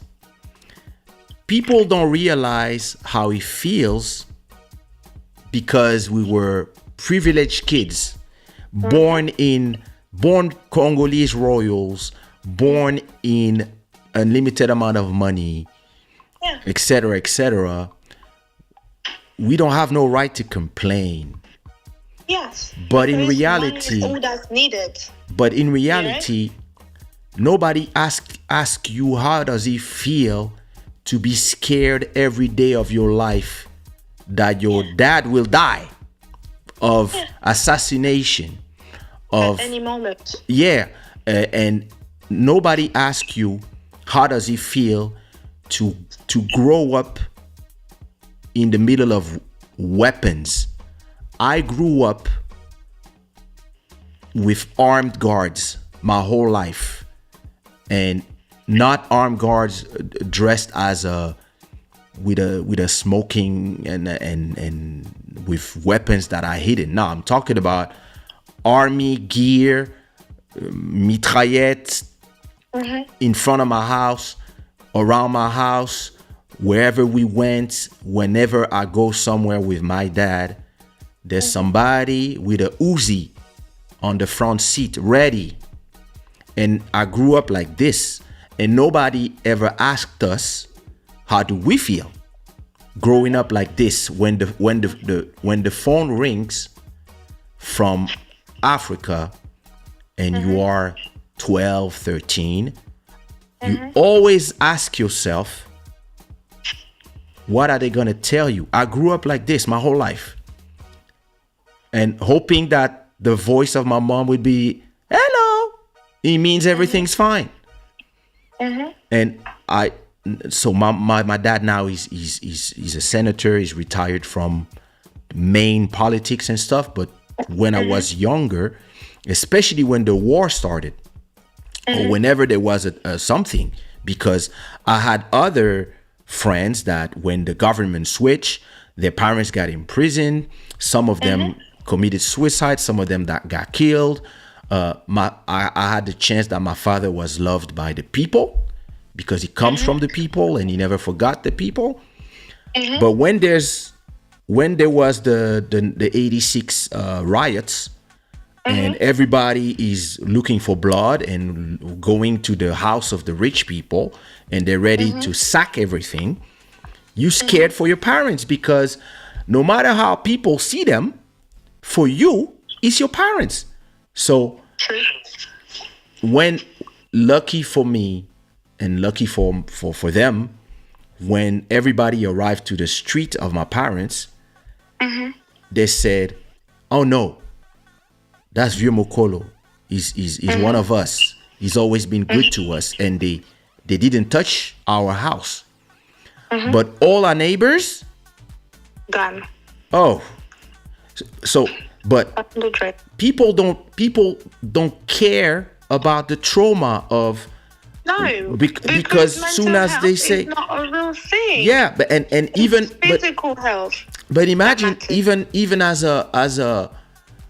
even as when you are in Europe, if you look at what the people say in the magazines, the news, soon as your camp is considered the bad people, you are not humans anymore. No. So whatever happened to your parents is normal. They're evil. Like, do you think the Talibans don't have husbands and children that love them? Like, but the news are made for you to believe that, no, those are disposable. Yeah, But- those news are actually designed to, win over whatever. They only display the side they want to display in order to sell whatever they want to sell and make whatever impression they want to create of some person. They will never give you a real, fair exposure, like real information, and give you a choice to choose, choice to make between, okay, I think this is better than that. Do you know what I mean? True. They just give you the side they want you to believe and want you to see, full stop. If you don't go do your own research, you will just hate based on the information you've been given. And it's simple as that. The moment you're a public person, the moment you are put on those magazines or you've done something wrong, you're out there, that's it. You no longer have emotion. You no longer have a family. You don't deserve to be loved. What else is it? You do not have mental health issues. Do you know what I mean? Like, you don't even have the right to be healthy. Which That's it. which takes me to my next point about all this. I'm sorry to keep you awake at 2 a.m., but hey, listen. That's fine. I slept until 5 p.m., so I have energy all night. Look at that. You see? Lucky They're here days. for me. So, and it goes with what Olga is saying. That's exactly what I was about to talk. Yeah, but his mom was the victim of the royalty, and it makes it different as well. She was, actually, he has a lot of traits from his mom, the rebellion, but the difference is that his mom was for the royalty. She wanted to be treated the way she wanted, but she was from there. So she understood the assignment as well. I believe that we are watching somebody who has been his whole life haunted by his mother's death. Yeah. And I believe, and I don't know, but I feel, and I listen, I might be completely wrong, but it feels to me that when you have all these little buttons that somebody can just come and click, it's easy to be manipulated into believing that what happened to your mom is gonna happen to your wife if you don't do nothing, because there's all this trauma that he's been walking with. And a lot of people believe that it's great to be the second one, or the as he said, what's the name of his book, the spare. It's great to be the spare. It's a spare. Okay. It's great to be the spare, but so you're the spare part in case there's a problem with the number one, you're the number two ready for stuff, so you have less responsibility and stuff. But they can also be, and it's something that I'm feeling from everything that I've been watching, reading. I'm not really into it that much, but you turn on YouTube, that's all you see. So I was watching today a few opinions against and a few opinions for, and it feels to me that it can also be when you are the number two a feeling of jealousy as well. Of Why why do you you say jealous? I'm an only child, so I don't actually know what it feels like to be number 2. okay, I'm number 1 from my mom. I got 5 after me, Okay. and I got I mean we're not a dramatic family. We are actually good, but I know that my mom, when she tells me her stories with her sisters, so she has one brother and everybody else is sisters, and Okay. my mother and her sister after her are the one that are half Portuguese, so they are like you. Right. So they are the ones that are light skinned, etc., etc., and everybody else is dark skinned. And Right. she actually suffered colorism from her sisters. I can imagine. And because she was my aunt is very like light skin, but my mom took, and it's strange because my grandma is light skin, and my grandpa was white, but my mother came out a little darker, and I didn't know that at that time it was an issue in Congo, especially because we were all taught that the racism part is only happening in Europe and in the US, but actually between us it's the worst. And because my wife told me the same thing about getting beat up every day at school by all the black girls in the Quranic school in Guinea, just because she was light skinned. Yeah. So my mom was explaining to me that even her aunties and her sisters were like, yeah, you light skinned, but you're not that light skinned.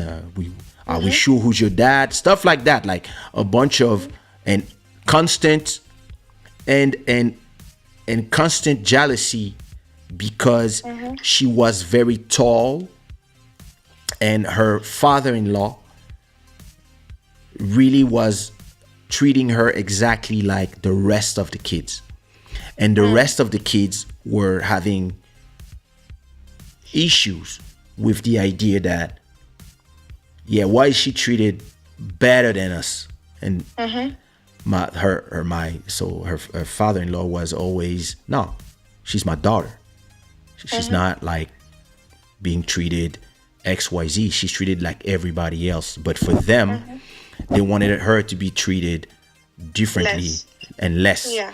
And when she got married to my father, who was coming from nothing, from Bandaka, from Equateur, and but he got the government, etc.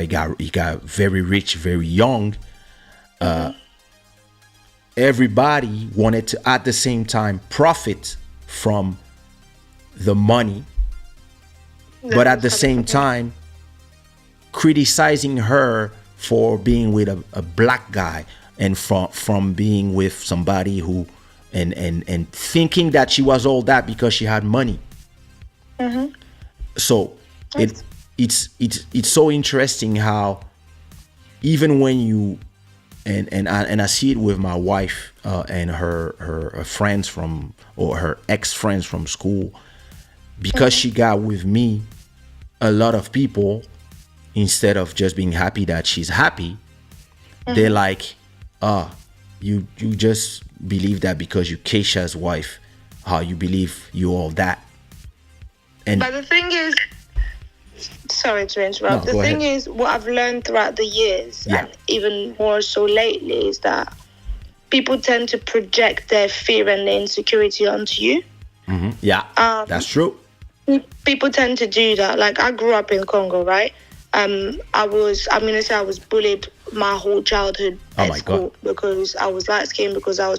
It's little comments that people make into a joke. You laugh about it, but you do not know how it actually impacts somene's mental health. And there again, because mental health is not a real thing.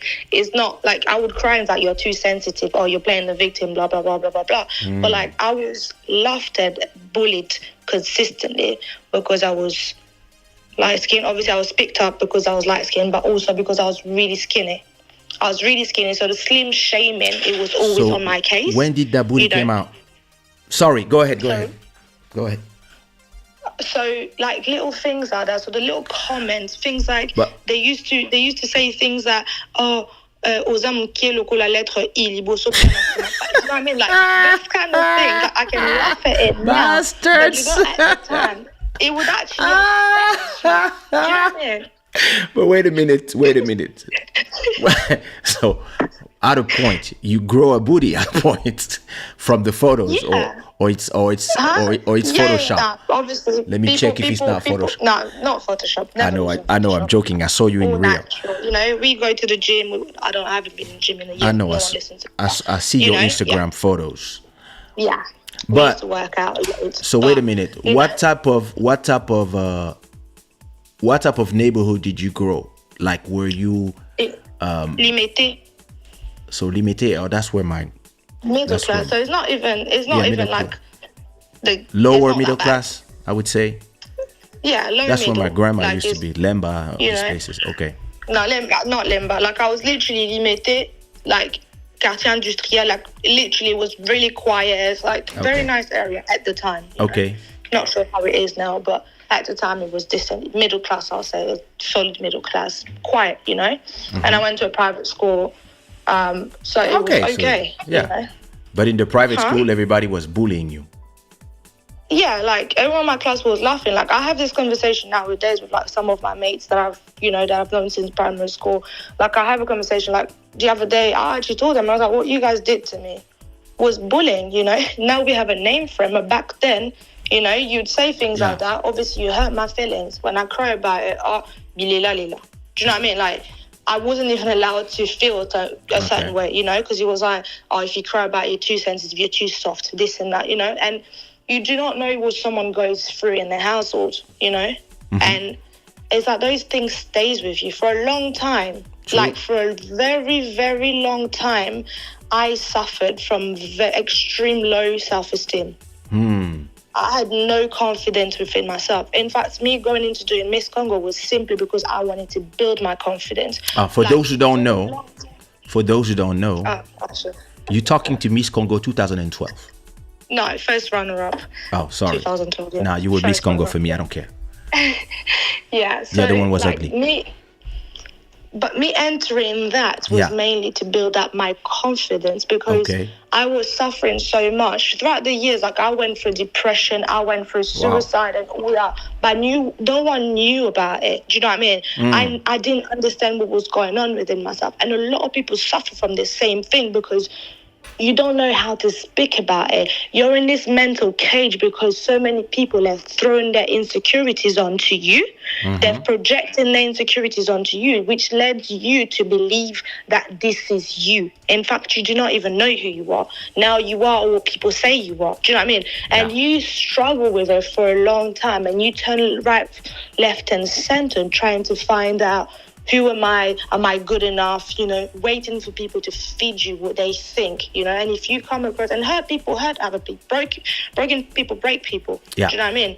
So course. to me, it's like all this. Harry, beautiful man, you know, he's gone through a lot. He probably never Yeah. had to, like, you know, process his emotion or whatever. He's probably been like pneu de réserve. You know, Yeah. the whole time Yeah. he's there, the spare The one, spare. waiting for this and that. He wasn't taken seriously or whatever. But he was Yeah. always loved by people. Yeah. That's the He was always the joke. He was always the joke. Like, because Yeah. they have to protect the image of who is next in line. So whatever he does, even if William did something, I believe they would have just put it down to Harry. Like, make a joke out of Harry, then exposing who is meant to be next in line. You know, they have to protect the image of who needs to be next in line. So any distraction is welcome, kind of thing. So he goes through all that. Like, you're going through your trauma. And if you do not deal with your traumas, you will suffer from PTSD. Of course. Suffering from PTSD come in multiple forms. That you would actually be looking at people. When people say, "Oh, you attract who you are," and you're constantly going for toxicity and all this, and you don't quite understand, you need to really look into yourself. If you're broken, you're only going to be going toward the broken people, with you knowing or without you knowing. Do you know what I mean? You need to really take your time to heal. And I feel like, poor guy, you know, Okay, It's not. let me bounce on what you just said. First of all, let me read a comment from Joel that says Limité was the third nicest neighborhood in Kinshasa. Oh, okay. That's nice, right? Joel, it's time for you to return to Kinshasa. It's been way too long. I told you have to go with your family. Kiss the ground. You have to kiss the ground. Olga is saying, I think in his case, being number 2 was his happiness. Actually, he can profit of what he was born without the responsibility. But I admit I admit it was difficult to be the child of someone great. Illustrated. But at the same time, the problem is that he lost his mom so early, so he lost his balance. And so all these, but I was about to say something and I was about to bounce on what you said, and a comment completely made me lose my thought, my train. Ma chérie, tu n'es pas plate. Jancy, shut the... This guy. Sorry. Okay. Yes, we can do it now. I know exactly what I wanted to say. Go on. If we go from everything that you said, that and I'm why can't we also look at Megan and ask ourselves if she didn't go through all this as well, because she's just like you? Why wouldn't we look? Why can't we look at her and say maybe she's also somebody who just suffered from all that her whole life? I do believe she suffered. She's still suffering from a lot of issues from her childhood, possibly rejection, abandon. I'm not a professional, so I won't be able to determine what it is. Only her and God and whoever specialist dealt with her would be able to see. From what I know, she didn't grow up with her dad, and she didn't have that bond. You know, when you come from a broken family, you suffer a lot more. You know. Yeah, I don't know her life story, but I think her dad was there in the from picture. He was in the picture from a certain time, and at some point, because he was in the movie industry, and then but now she has zero family, and she turned him into somebody who doesn't have family either. And the little family that he had, because you're broken, do you know, as I said in the beginning, you build coping mechanisms that are not necessarily healthy in order for you to toughen up and survive. It's a survivor mode, basically. So his goofy persona of, you know, always being the funny guy, etc., was his way of coping, you believe? Yeah, possibly. Him not giving a heck and just going living his life how he felt like it, possibly, because he was a spare one anyway. Why would anyone care? It's also a cry for attention. Yeah, you know, because people do think you cry for attention. You guys are not paying attention to me. I have to do. You know, you need to understand. You know, with children, for example, you get children which would always get in trouble, and you will never understand why they're getting in trouble all the time. Like, you're always doing things to piss me off, but then it's a cry for attention. You're giving too much attention to everyone else, and they've actually found out that the only time you pay attention to them is when they fuck up. The only time you pay attention to them, you look their way, is when they fuck up. When they're doing good, you overlook them. And what that creates in the brain is a signal that said, you know what, I need attention. The only way I can get attention is by doing something bad. I remember that. Fucking up, they would look into me. Do you know what I mean? And it stays. Yeah. As a kid, I was always like, the way I am and the way I think about my place in the royalty system, if I can call it like this. I've been aware of that since, I don't know, when I was 10 years old, probably. So, because, you know, I've been in the me and my cousins would always be at every Mobutu kid wedding, every places, like, you know, so when you are part of the high society, you know how to, I mean, it's not like somebody told me, yeah, you have to hold yourself a certain way, but I just knew how to be. And even as a kid, when I was like 12, 13, and we were at maybe Mobutu's daughter's wedding, and we would just like stay in our place, not make noise, just stay between ourselves, between all the kids and stuff. But my little brother was always making noise, always like, and I was always looking at him like, what you doing? Like, but he was looking for an attention, and me, I was always looking for zero attention. I was just trying. The less I do, the less problems I can make, because my main problem in life is not to stain the name. When him and people were laughing at his stuff, but I was always the one telling him, stay still. But we just have different characters, and some people are way more careless about those things than others.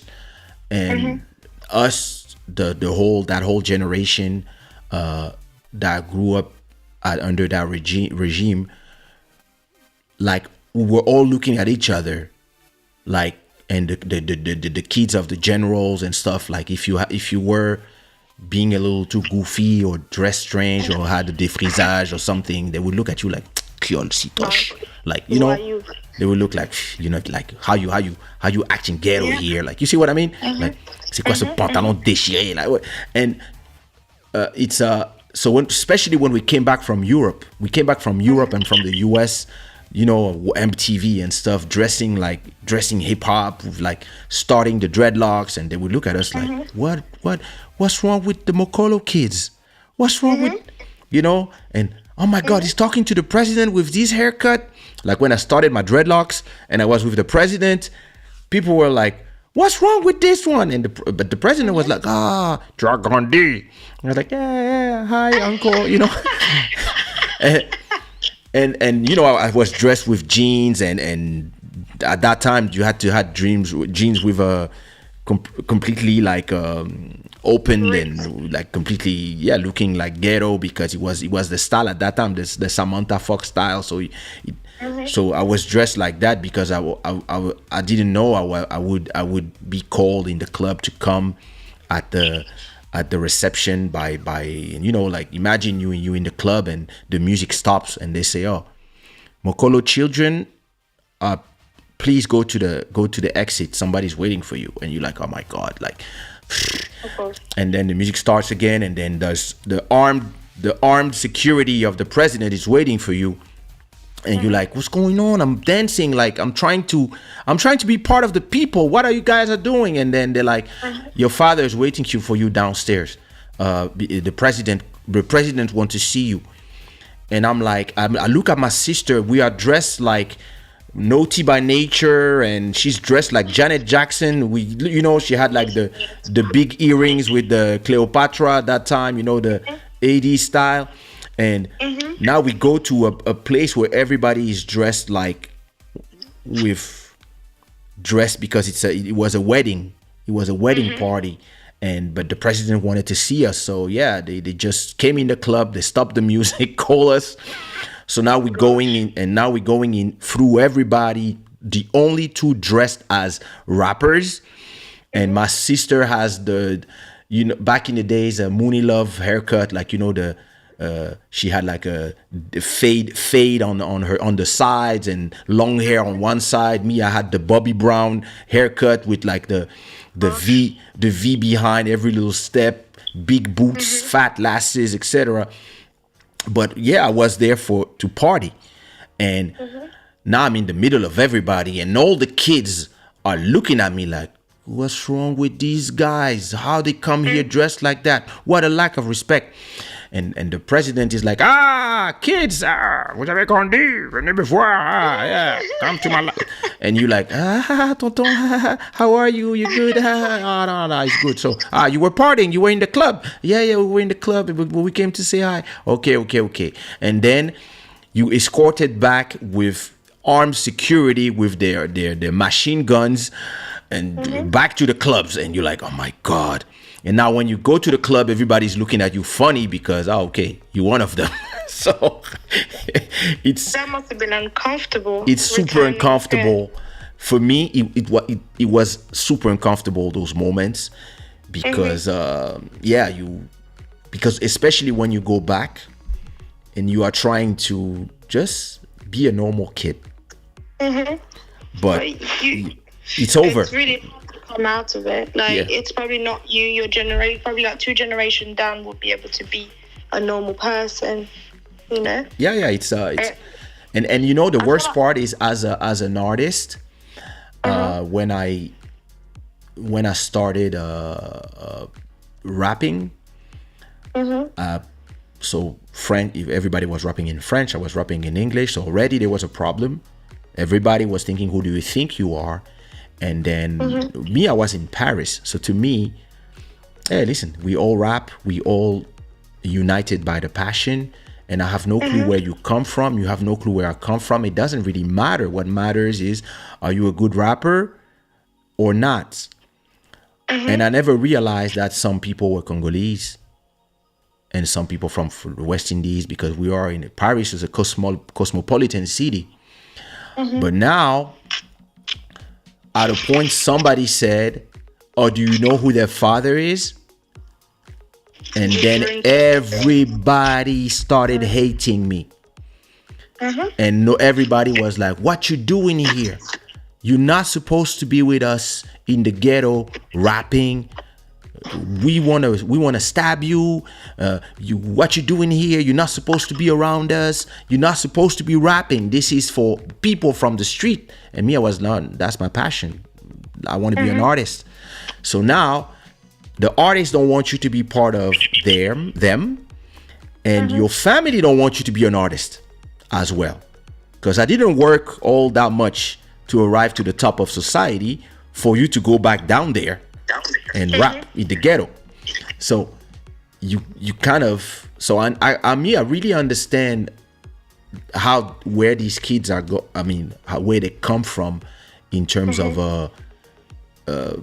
all the mental health issue that they could have, and especially, like, I'm talking about my experience, but my experience is 1 million times on a lesser level than them, because we're talking about millions of pounds. We're talking about being a royal. We talk about the UK. We talk about the monarchy, etc., etc. With us is different.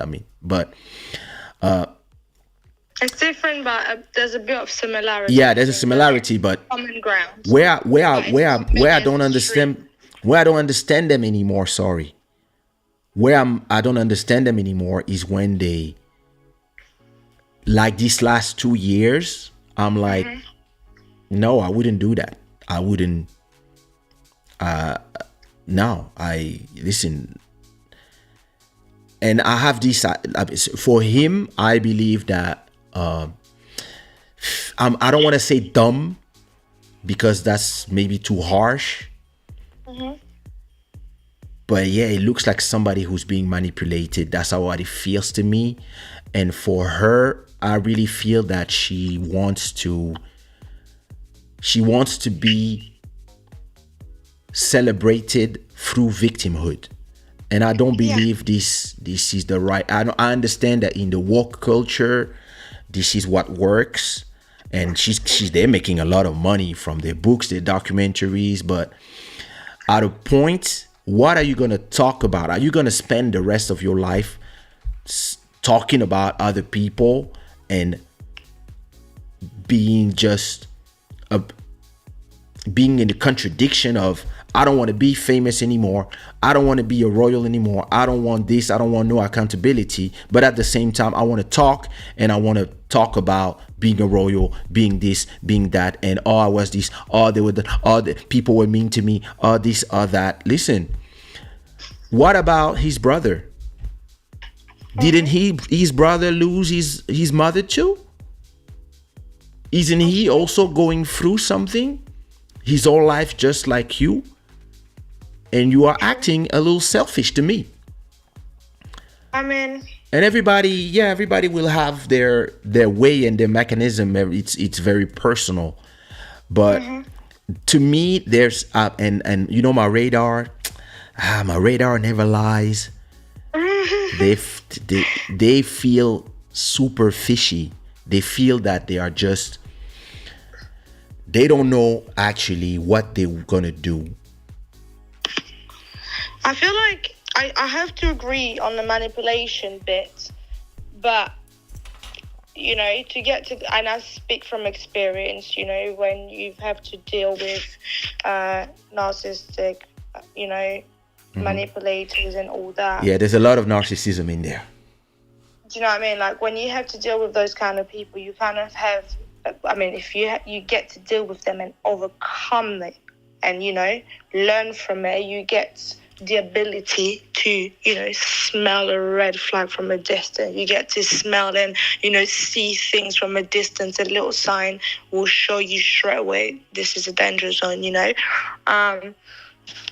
But I do think there is an element of a huge element of manipulation into it. And He's narcissism. probably not aware of it. Like, if you've been into a manipulative relationship, you would know that from the beginning. Oh yeah, been you know, there. sweet, and then you get too deep, and then based on his position, this is why I say I feel sorry for him, because being in this position, you're very public. It is already very hard not being public and being in a manipulative relationship. You know, it is really tough, because imagine you're not public, you're going through it, you don't even know, because what they do, those manipulators, they would want to isolate you. They take you away so they can. That's what we're seeing. You know? Exactly. That's what I'm They seeing. need you out. It's like, I cannot not see it. Tu vois un troupeau Yeah. de, je sais pas moi, de moutons. De chèvre.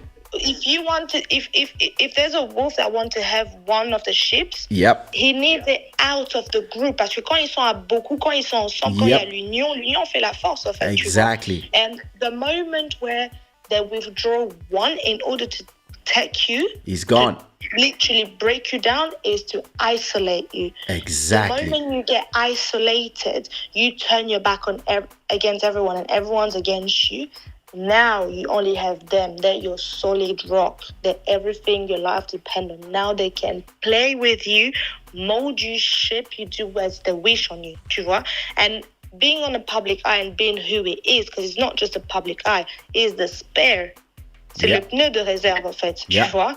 Being that, it's a lot more pressure, because you've grown up.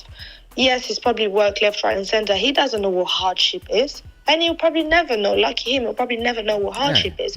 But hardship, tu vois, like struggle for a poor person or a middle class person is different from a rich person's struggle, for example. Yes. You know, it's different people have different levels of struggles, you know. Yeah. And for him, already he'd lost his mum. He seems like he didn't get to deal with it, deal with the grieving of it, deal with the traumas of everything that's happened in the household. He never got to deal with it. Well, it seems at least that he never got to deal with any of those, right? Now, you get with someone, unfortunately, c'est toujours les personnes who go through the trauma that always have to attract more problem and end up with a manipulator, right? You end up there, obviously. At first, you're like, yeah, That's why all I ever wished. You know, I ever wish, because those manipulators, they're observant, you know. C'est comme quand tu veux faire des beignets, you drop a little bit to see if the oil is hot enough to, you know, to make it. And Oh my God, you talking about Mikate? Yes, of course. I need a deuxième bureau. No, I'm joking. Okay, continue. God forbid. But, you know, but it's like they throw pics, they observe you, they try this. They come, en fait, they're doing a potion magique, you know, they add a bit of this, you know, let's say you're cooking, you add a bit of salt here. How does that react? You know? Oh, it works. Okay, let's mark that down. You tried it, this didn't work. Let's try this, let's try that, let's try this, and let's try that. They now know you. They have an idea of who you are. They have you in the palm of their hand. They know where to press to make you shout. They know where to press to make you cry. They know all. Basically, they've made it so. It's almost like when you go to a therapist and you know you have to expose your vulnerability. It's beautiful. When you're in love with someone, you're in a relationship. You need to allow yourself to be vulnerable. You know, show your vulnerable side to your partner, because that's your partner for life, right? Those people, those manipulators, would make it so. They will make you so comfortable in order for you to just get naked, you know, emotionally. You're there, naked in front of them emotionally. They know everything about you. They know where to press and where to not press, you know. That's true. They isolate you Once they isolate you, now they start their work. You may realize it. He probably thinks about it like, I'm fucking up right now, big time. But because I'm ready, if I give up The now, more every day you spend, in is so much you put in that you can't leave you now. can't take back. Yeah. And the thing is, you're causing more damage. Like, you would be causing more and more and more damages. It's the same thing with people, women, abused women in a relationship. They're upset, they're unhappy. They can't leave because they've invested so much, Exactly. What is my life going to become? Because those people would make you believe that you're worth nothing because they've already isolated you. You're rejected from, like Harry, for example, those who are really pro the royalties. He's rejected by, let's say, the whole nation. Yeah. He's rejected not only by your family, but the whole nation. Yeah. You're already the fool at this point, tu vois? Imagine now, if we take an example of like women who are abused in their household by their husband. Yeah. I've known They some. can't leave because their husband made them feel like you're worthless. No one will ever want you. You would see the most gorgeous woman ever. You're like, how do you tolerate this? You're beautiful, but their self-esteem has been destroyed. Exactly. And the person knows how to say sorry. It's the last time. I don't know what happened to me. And what about the kids? And yes. And when you want to leave, they play the, vulnerable cards. Exactly. That little Uno reverse card, when it's, I'm really sorry. How am I going to leave? And then you stay, And if you can imagine that, people who are even on a private life, they're not in a public eye like that, and they struggle to come out of an abusive relationship. Now think of him who's a public eye and a spare. Do you know what I mean? And this is why I feel for him. I do feel for him because it's I do believe that deep down, he probably feels a certain way, but listen, if you're too deep into it. I saw as Azali Mayele. Who, me or her or the girl? Listen, I do believe that I saw his latest interview with ITV, the UK media. He's letting slip a little bit of there's a lot of contradiction in what he says. At the same time, he's burning the bridges, and at the same time, he's saying that he wants the bridges to be built again. There's a total lack of accountability, but I can feel in a little bit of the things that he does and he says, because I've been there. I've been there where I'm completely delusional, and that the people who tell me the truth, I'm hating them. I've been there. 10 years ago, I was exactly in there. And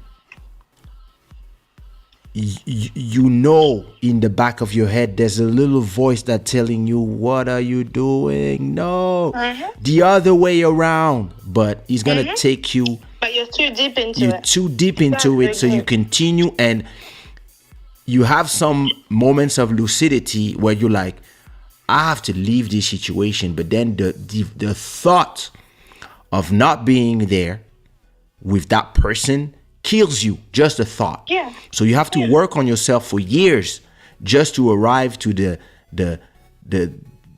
fact that not being with that person is your salvation. And imagine now if, and I wasn't in that situation, but imagine if that person now quickly puts 2 kids. And they have been talking about when she sadly had a miscarriage. She said that they buried the kid. Who had a miscarriage, sorry? Both of them. Who? Harry and Meghan. They did? Yeah, apparently they did between the 2 kids. Okay. And so they said that they took the kid and they buried it in a secret place in the palace under a tree. And everybody is saying this cannot be true because there's no hospital where they give you a little box at the end. They keep it. It doesn't work like this. and you cannot, like, it's against the law to just put it somewhere in your garden. It makes no sense. So a lot of people are of course, because they put themselves out there, a lot of people are just saying, yo, this makes no sense. And then you start seeing stories of, there was an article from the 80s where Diana had a friend of hers had the same sad miscarriage as well, and she had a way, and back then it was easier, and they put it in the Kensington Palace under a tree, and she helped her, and she told the security, no, it's a little cat or whatever, that we put it in a box, whatever. And he feels like everything his mom did, she's trying to recreate for control. It feels like she wrote that book. Of course. And listen, as a few days ago before talking, I was more of, it's Club Shada. We take a subject, we talk about it. I'm not invested in it that much. I don't really care that much about it, but I think it's interesting because we can always use that information for our daily lives, all of us. But I know that in the beginning, I was kind of exasperated. Does it exist, that word in English? I think so. Yeah. Well, you asked it first. Yeah, I was like, oh my God, this guy, I'm tired of these people. Stop. Because 6 hours on Netflix, plus this, plus that. You keep talking, you keep whining, complaining. You're getting paid to complain. What do? You an actress, act. You are a royal. What you gonna do? What are you gonna propose to the world now that you decided to not be a royal? What are you gonna do? Or you gonna just milk it? You're gonna milk this, and so you're gonna, and this is this thing where at a point, from somebody who come like me from privilege, and also had to deal with our own suffering, because it might not be the same as somebody who's starving. But you still can have your heart broken. You still can have this, that, or just one simple thing. You can just miss your parents because you never see them because they're too busy. And that is the feeling of abandonment. Exactly. The child requires the parent to be there, not just physically, but more so emotionally. And exactly. I feel like our African parent, it was as long as you have food on the table, clothes on your back. Exactly. You grow up with grew up with 10 people that work in the house. I need the emotional support. I need that. And that's a conversation I've been having with my mom a lot as well, on a side story. Because every time she's like, I've done this and I've done that. And I was like, I needed emotion. I needed someone I could trust. I needed someone I could talk to. You were not emotionally available. You were present physically in my face, but you never listened to me. And that's very important. Yeah. It's very important. But you can carry on. I don't know what I was saying. What was I saying? You were talking about parents. What did I say? I lost my track because what you say was so deep. Sorry. No, I really believe that these people come to this point where, with everything that they have been doing for all this time, and like I said, I got back on track. Even coming from privilege, I know that. Yeah, listen, I personally, I think I coped well with the fact of living my whole life with an absent father, because every time he was there, he really made up for the time he wasn't there. The time he was devoting to politics, and especially now when we spend time together, I really enjoyed that time, of just talking, and my father, ex-secret agent, ex this, ex that. It's all the things he did. He's sometimes I want to talk about politics. I know that he doesn't want to talk about it for my own security and stuff, but we can have conversation as adults now because I'm almost 50 and he's in his late 70s, but still I would feel, and this is why, you know, whenever I talk about my experience, I always preface with, I know that I come from privilege. I know that I never had to skip a meal, etc., etc. I just want to give you my experience for you to know how it feels from that side, the side that you criticize. Oh, yeah. You can't complain. Okay, I'm gonna explain to you why I can complain. That said, when you are in a house that costs 20 million in the richest neighborhood of Los Angeles, Monte, whatever, where you live, with bodyguard security, 40 million in the bank when you arrive, 100 million from Netflix, 20 million for the book, all that money, and everybody, listen, some people are dying trying to protect Ukraine. Some people are dying trying to for Russia. Some people are dying between Rwanda and Congo. Some people are dying just mining for your batteries, and people have gas costing that much money, etc., etc. Isn't there a moment when you start feeling like I'm doing too much? Dude, I understand you have your experience. You want to talk about your experience, but at a point, don't you feel that you are out of touch? No, because if you're a narcissist, you're self-centered. Why should I care about my neighbor? All I care about is me. I have to call you back in the show for other subjects because you have to come on camera because you're a great co-host. I didn't even talk tonight. I was just listening, learning. No, but it's straightforward. If you're dealing with a narcissist or a manipulator, you can't expect from them to be understanding or step back or see that other people are suffering, because the word for them, the word of evolved around them. Yeah. You've had to deal with manipulators you've just mentioned now. Oh, yeah. And you would know from your experience that they don't fucking care about anyone else. It's literally about themselves. It's about themselves. Will make them look good, will make them feel good, how that benefit them, how this and how that about them. The word evolves around them. Life is about them. They're self-centered. Everything that they do is to bring them gratification, you know? Yeah. And if it's anything that doesn't benefit them, they have no interest. In fact, they would literally kill your confidence about it because they don't benefit from it. Do you know what I mean? Yeah. So they don't get to see that. It's like people suffer every day. You know, this is the kind of people that will tell you people suffer every day. People die every day. You know, people suffer here and there. Yeah. Because if you look at, for example, Rwanda and Congo, the war's been going on for almost 20 years now.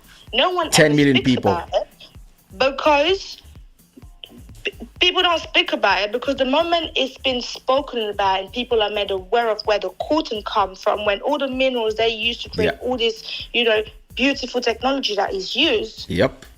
That is it. Congo gets to become rich. Africa is great again.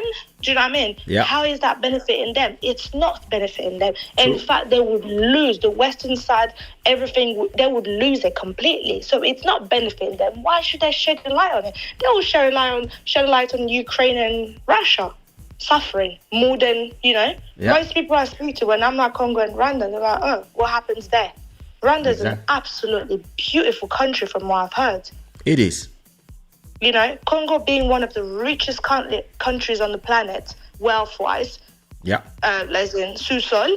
Yeah. You think about it, the rate of poverty in the country is actually unbelievable. Quite. Do you know what I mean? Like, it's out of this world. You can't even imagine such a rich country could have such a, you know, level of poverty.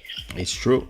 But they can't shed a light on it. Same, the manipulators, they only look into their pocket. How does this benefit me? If I try to do good, if I try to be fair, I'm losing.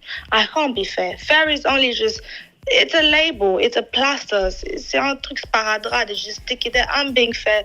You're not really being fair. You know, it's the narcissistic mentality. I just care about me. Full stop. They don't think about other people. There's no way they will tap out of it. They need, they need deep therapy. In fact, I do think that she needs to heal from a lot of things that she's gone through, because having a parent, like, I didn't grow up with my dad. I don't know what it is like to have a father. My father was never present in my life. In fact, I met him for the first time when I was about 13. So to me, I don't know what it is like to have a father. I never had a father figure. Do you know what I mean? And I've struggled with it a lot. Despite all the other traumas that I've accumulated, the bully that I've accumulated, my mom not being there emotionally for me, despite all of that, I didn't have a father. For a long time, I did believe that it was okay for me to, like for a long time, anyone that met me before I was like a certain age, I was like, I don't need a man to start a family. I just, I'm going to make money. My focus is make money. I'm going to work. I'm going to study. I'm going to do, and then make my money, and then I'll have my children. And my children will be mine. I don't need a man in my life. For a long time, I believed that. Thankfully, thank God, God's loved me so much that I didn't actually act on the having my children without a father, because now that I'm a bit older, I get to see that, I was broken. I was broken and I didn't know what was going on. Do you know what I mean? Yeah. I just believe whatever. It's like having a leaf on the ground. Tu vois, quand t'as une feuille qui tombe d'un arbre, en automne par exemple, c'est sur le sol, it doesn't actually have a ground. Yeah. Si le vent souffle vers l'est, it goes east side.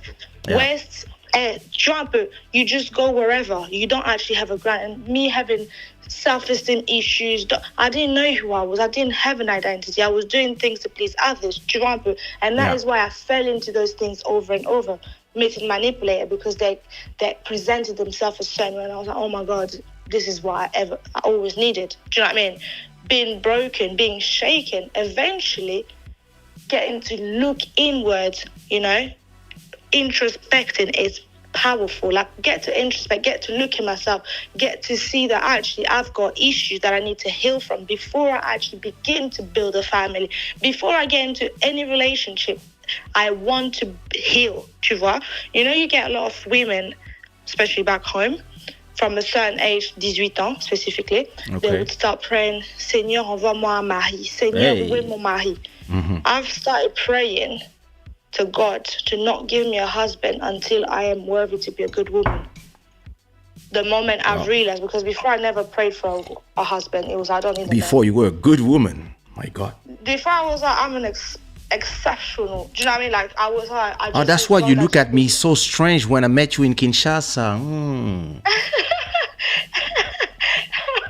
Everything makes sense now. Before I was like, I don't need a man. I just need to, God, I just need you to give me a good job. I just need you to open doors for me. I need to make this money. And then, when I'm ready, I'll probably go to next, to a sperm bank, get sperm, oh my get God. everything and just get children for my own. That was my mentality. I think my mom was shaking every time I say that, African mom, and I'm telling her that. You can just imagine how shaking she was about it. Jancy says, what did you say again? honey, come to me, I will heal you. Oh, Jesus Christ. C'est comme si vous vouliez dire, Habibi, come to Dubai. No, I'm okay. I've healed already. I'm good. God, this I'm guy. really good. But then... Jancy, il faut laisser tous mes bureaux. Il faut laisser. Laisse. Tika. Tika, papa, tika. Yeah. Tika. Yeah, but C'est ma réserve personnelle. Oh, tika, papa. Arrêtez ça. Arrête. Oh, making me laugh. But yes, I was saying all that just to get to say that many people have built a family. They rush into making a family or getting into a relationship or a marriage and starting a family without healing from their wound. What then happens is you start bleeding on other people. You start bleeding on your own children. Tu vois un peu? Yeah. And you would see that through little things. Like, for example, our parent, I don't know how your parent was, but our parent would insist for us to be a certain way. Mainly the things they felt in life that they really wanted, or the things that they feared to actually step into when they were younger. They would push us, but en fait, ils s'en foutaient carrément que genre, we know we want to do it, we don't want to do it. Is that I wanted to be, I don't know, you have to a do lawyer. It's a must. you need to be great at it. But you didn't dare doing it. You failed in it. Why should I do it? Like, you didn't even ask me. I remember, like, when quand je suis passée en troisième secondaire, and then, tu vois, au Congo, you need to choose a subject you want to focus on. And I chose commercial economy, studies. this, I that. remember my uncle was fuming. He was like, c'est une section d'idiots. Oh, damn. You need to do scientifique, math, physique. I said, hell no, I'm not doing that. What's my benefit in that? Like, I have no interest in physics or whatever. Do you know what I mean? Like, I had no interest in that. I was like, economics, commercial study is perfect for me. That's what I want to do. I didn't have a choice. Tu vois? At 17... Moi, j'étais un rebelle, en fait, à cette époque-là. Yeah, you were a rebel. I was... Go back. I was the good soldier. I was the good soldier. When I got to...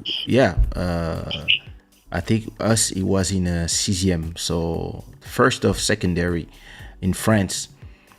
My mom chose for me economics, and then at 17 I was like number one of my class, and I thought it was over. Wow, amazing. She saw the potential. And she was like, economics, Sorbonne direct. I was at the faculty learning economics, and only when I got like 20, 21, that's when I told them, hey, I don't want to do this anymore. But I really had a whole explanation of why, what I'm doing. Everybody's doing it, so it's gonna be like it's gonna be full of people, so it's gonna be hard to find a job, etc. I'd rather do graphism and this and that. Those are the study of the future, and I already have the economics, but I don't want to continue like to the masters and stuff.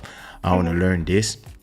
And actually, in reality, I use economics all the time with my business, and everything I learned from graphic, I'll also use for doing my covers, doing my everything I do today. So I'm thankful for her to choose for me. Yeah. But it's true that at that time, if I said, I want to do poetry, they would have told me, pardon? Pardon? Nini? Are you okay? Nini? Do you know what I mean? Like, it's little things like that. People who bleed, people who are broken tend to break other people. If you don't heal from your wound, you will be bleeding on your children, on your partner. Et en fait, tu vois, la technique que moi j'avais applied, c'était en fait que when it was time to register for my course, for example, I applied pressure. I stressed everyone, I need to go. And it's like they didn't get time to think because I was pressurizing them so much. They gave me the money, and the minute I had the money in my hand, I just run. That was it. I run. So they didn't even get to process, like, did we give her instructions? So only when I got there, they started calling my phone. I was like, mate, I am not picking up. Let me enroll myself on this course as fast as I can. Do you know what I mean? Like, I came home and my uncle was like, what did you enroll onto? And he was like, no, you need to change. And I was like, too late. There's no change from him. At least you use that money for something good. And you... Oh, yeah. It was for my education, obviously. Yeah. So I went and did it. And he was like, you need to change. And I told him, if I am to change, then we have to sign a deal now that all the homework and the exam, you're going to be the one studying for and doing it. Because I'm not planning to study physics and all this math thing. I'm not interested in it. So if I'm going to sign up to it, we have to agree that you're going to be doing the study and you're going to be delivering, because I'm not planning to do it. And then he was really upset. That was the first time I actually turned into a rebel. Like, I was like, that's the first time I put my foot down, and I'm not doing it. Like, I do everything you guys want. That's one thing I'm not doing, because it's me. It's me that would have to perform. And I don't want to perform for you guys. But it's those little things, you know. And then I do believe that she has to heal from a lot of things, you know. And she probably suppressed it. Bless her. She's probably gone through a huge amount of issues, you know, having your father in your life, out of your life. I can only imagine how much that could have impacted her in and out of her life. The struggle, the moving, having to rebuild your life, because I cannot imagine, like, you have a parent, you're attached to them. On dit toujours, a woman's biggest love is their father, or first love, whichever one it goes, you know. First love is their father, you know. I know with my daughter. Imagine having your father...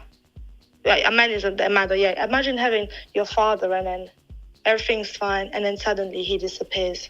Yeah. Now you have to rebuild. You're shattered, you know. You do not know who you are anymore. You have to rebuild, and he comes back. And then now you're 50-50 with him. And he goes again. Do you know what I mean? Like, it brings a lot of emotional instability into a child's life, you know. Indeed. And I can only imagine how much strength she had to pull out to be able to cope with. And potentially, you know, experiences like that and events like that can turn someone into a self-centered person, you know. It's like, I don't care because no one cares about me. Because from a child's perspective, they look at it as like, no one cares about me. They're doing all this to hurt me. Why should I care about someone else? I only care about myself. Tu vois? Yeah. So little things like individuals' brain actually process information completely different, you know. As much as I want to be compassionate with her, I just feel like I am compassionate to an extent, but I just feel like I don't know. I am compassionate to an extent, but I still feel you're just doing the most, because in Africa, in Congo specifically, I'll just talk about Congo. We are very strong into training women and, you know, having a woman that is good for a family, because une femme sage bâtit sa maison. It's even written in the Bible. You know, like une femme that you look for a woman that's actually going to build your home. Like a woman, you get a lot of stories when like a woman entered a broken family, a family where no one got along with anyone, but she came there, she brought peace. You know, they're not besties, but there is peace. People get along, people can gather around a same table while it wasn't a possibility before. You know, you get women like that, and you want to have that kind of person into your family, because they build it. They come, they see the issue, and they have mutema kibo mama. You know, they put it aside and they kind of bring everyone to the table. You don't want to have someone that walks in, she's like, yeah, fuck you, and fuck you too. Bye bye. I'm packing up and I'm going with your child. To be fair, we don't care about you guys, but then you still want to be entitled, saying, I want my piece of cake. It's so interesting. It's so interesting because from everything you say, I'm not saying that I'm giving her the benefit of the doubt, because I believe she's really self-centered, but I can understand where she's coming from maybe. But still, she's in the most. For me, it feels like she makes me think so much of my ex-girlfriend that I'm like, yo, I know who you are, like, and it's never gonna be enough. And this poor guy is deep. Is in deep. Urban Sweet Spot is saying she was good with her father until she was getting married. Interesting. Really? That's because at her wedding she had nobody from her side, only celebrities.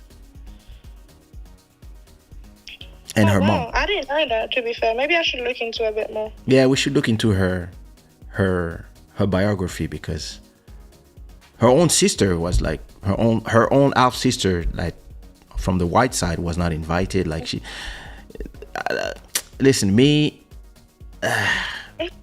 I've from experience, these people are trouble, and I really feel that this guy got manipulated into, and listen, and maybe she's doing it as that's her mechanism.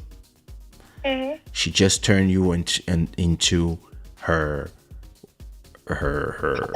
father, and you become overprotective. When I met my that's a good perspective, actually. I didn't see it from that side, but go on. That's interesting. So I turn you into you come here, you turn me into your father, so I become overprotective. And then you say that you have depression, you say this, you say that everything hurts you. Why I'm not being protected? Is it because I'm black? Oh my God. And now I'm doing it's and then you look at me at night while you are sitting on top of me and doing things with your vagina that nobody has ever done before, like even without moving, it's moving inside, and I'm like, oh my God, and you're like, it's you and me against the world. C'est toi et moi. Like, nobody. Listen, that's what I say in all my songs. That's how I get them. That's in my songs. I said this, n'écoute pas les jaloux, all that stuff. That's what I say in all my songs. You and me against the world, and you protect me and etc. And then if look at his interviews, sometimes he wants to say Megan, and then he says my family, but you can see that his obsession is her. And when I met my ex-girlfriend, I was really like in the beginning, but then she started explaining to me a life where I thought that she was like an angel with broken wings, and my only goal in life was to repair her wings and make her fly again. And everything I do was never enough, so I kept doing more. And at a point, I woke up after 2 years, I was deep in it. And it took me a full year to realize, I realized, but it took me a full year to leave, to be able to say, hey, I understood that actually all this is an illusion. What you are trying to do is actually this, but you are using that. And I told her I don't blame you, because I understand where you're coming from. You need that. Because same thing. You grew up without a father, this, that, before that. But they will tell you about all their ex as if they were the most evil people in the earth, so that they can tell you, but you saved me. Yeah. And then it's over, because you have a mix of ego, you have a mix of feeling that you are and the worst part is when they start doing any sacrifices for you, like leaving their own country for you. Gosh. Now you feel like, oh my God, like, before they leave, they're like, or if they leave their boyfriend or whoever they are for you, they're gonna be like, I'm not doing this for nothing. Promise me that you're never gonna leave me. Promise me. And they're crying, and you like, I swear. And it's over. You done. You don't realize, but you done. And it's only, when you start realizing how ridicule it is when you, after it's over, it's been over for 2-3 years, and you meet some friends of that person, and you say, oh, she told me it was the first time she did this, and they start chuckling. They start like, really? And you're like, wait, what? And you're like, wait. And that's when you realize you've been manipulated the whole time. And you know what? When was it? A month ago, where was I? Who I was with? Who was I with who knew her? Oh yeah, I was at a dinner with some friends, and one of the girl that I know, she's actually friends with my wife. She told me, I was friends with your ex-girlfriend. I was like, huh? When? And she was like, oh, listen, when you were in that country at that time, I was there too. In that party, I was like, no, wait a minute. So I started looking at old photos, and I'm like, oh my God, you were there. And she was like, yeah, that was my homie. And I was like, and she was like, she told me out of the blue, you were with the devil. You know that? You just survived hell? Yeah, she was like, oh, she was the devil. She's the most beautiful girl in the world, but she was the devil. I'm so happy that you are with your wife now, because, that one, she's cool and all, but she's the devil. And I was like, oh my God, damn. But listen, if I talk to you and explain to you my story like in 2012 or 2014, and I'm explaining to you what I'm going through, and you tell me anything negative about her, you cut me off. I would just be, you don't understand, You have to understand what she went through. And then once we hang up the conversation, I'm not calling you again forever. Yeah. I'm only calling, listen, I called a bunch of my friends probably 7 years ago to tell them, hey, I'm sorry. And they were like, what you mean? Oh, I'm sorry. Because, hey, listen, I stopped calling you because of that. And listen, you told me that, and that, but you were right. And when I look at this guy, I'm like, oh my God, I know exactly at what position of the game he is. I know exactly what he's going through with that woman.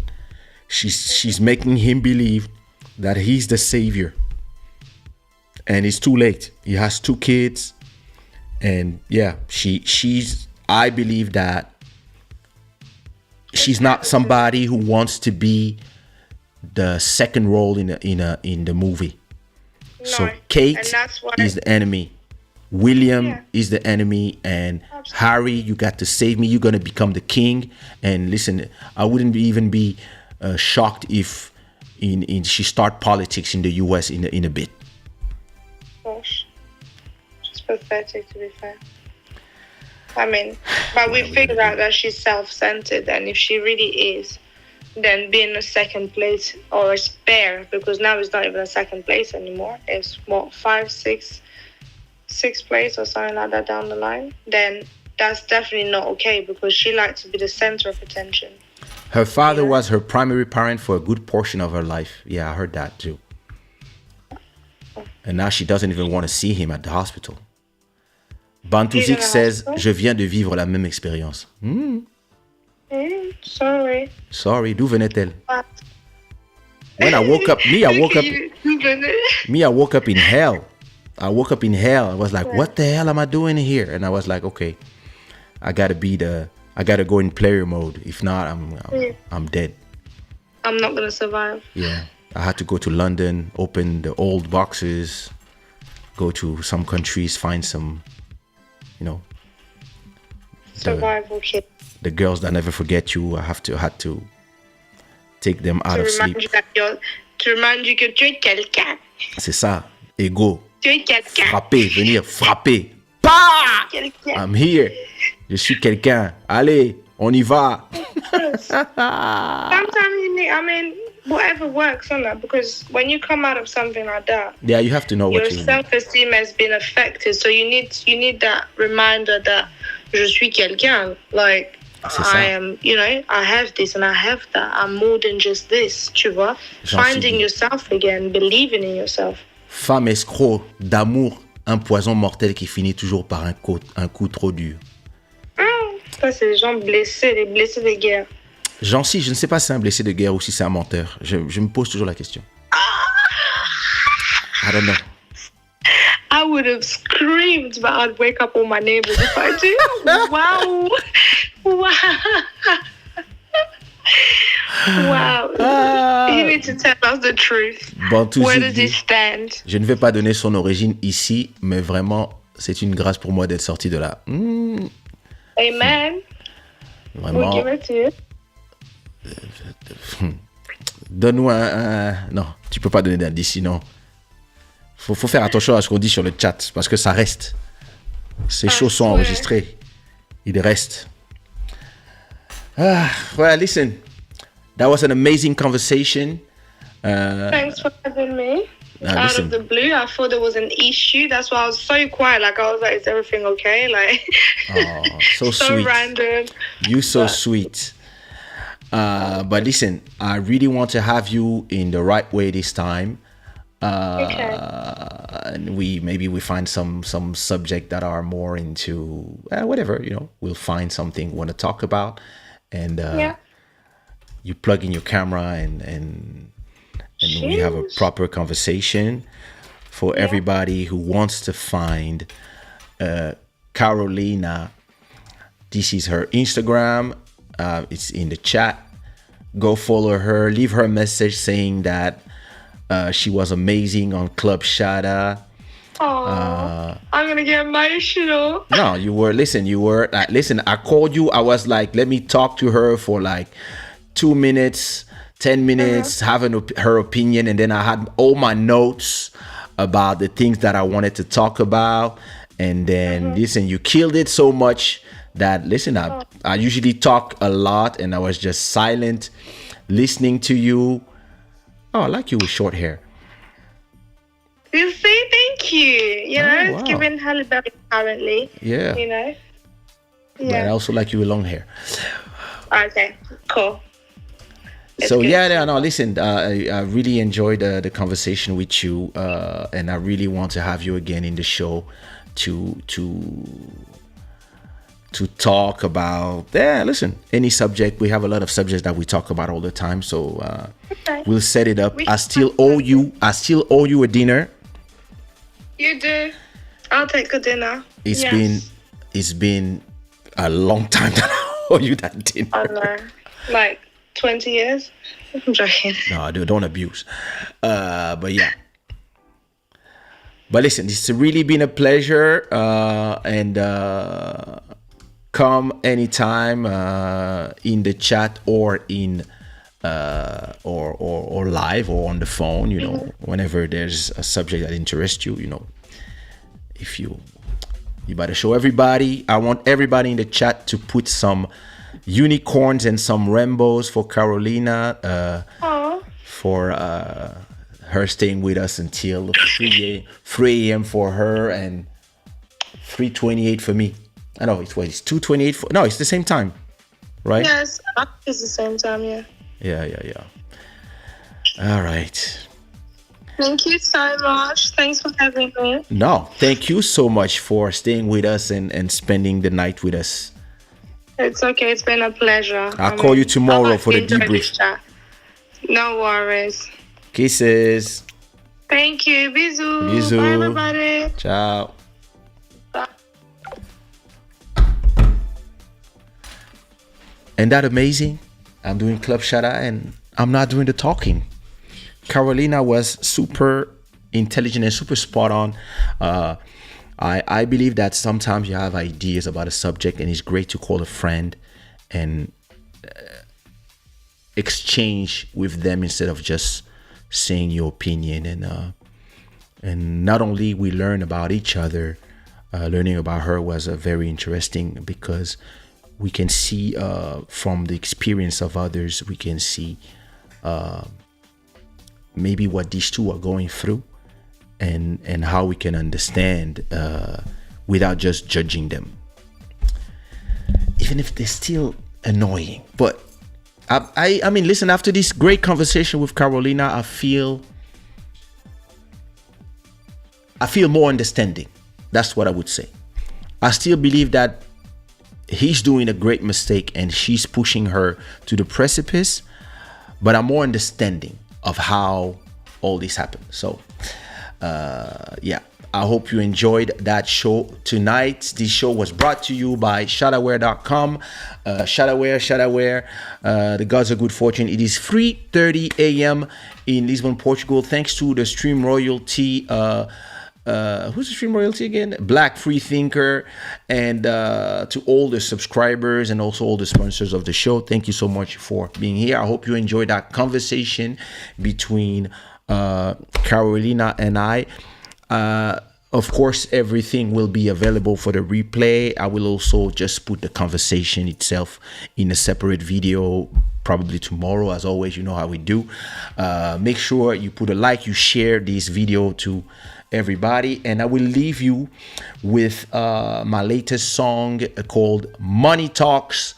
And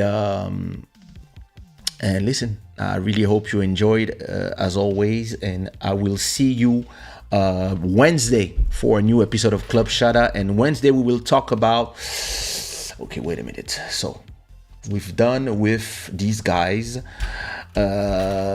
probably the death of TV, or maybe Ronaldo's new contract, or maybe something else. I don't know. Listen, I don't know. If you have ideas of subject, as always, listen, put them in the comments under the new episode, or send me a direct message on Instagram or Discord. Again, I want to see a lot of rainbows for Carolina, who was an amazing co-host. And listen, at a point, I'm going to take all the great co-hosts that I have, Carolina, Deuxième B, Dalia, and we're going to do I'm going to do like Kaysha and a team of 3 women, and we're going to talk about like a bunch of things. And I believe that is going to be an amazing subject. Maybe I'll take Jancy, and we're going to have like a conversation like men and women about, like, you know, life subjects, like, you know, relationship stuff. Like, I think that would be an amazing show. So get ready for that one. I'll set it up. 2023 is going to be a great year. I'm leaving you with as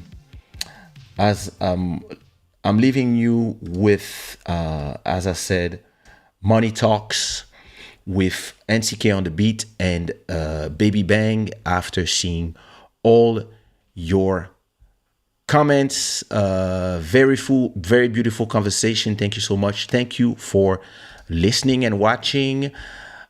Free Thinker, thank you for the super chat as well. Urban Sweet, thank you so much. We didn't get your debriefing. Listen, we didn't leave. Oh yeah, we have to talk about that. That's a good subject for next week. I do agree. Yep, I do agree. I like this subject. Listen. Well, we'll keep it for next episode. All right. See you soon. See you Wednesday. Peace.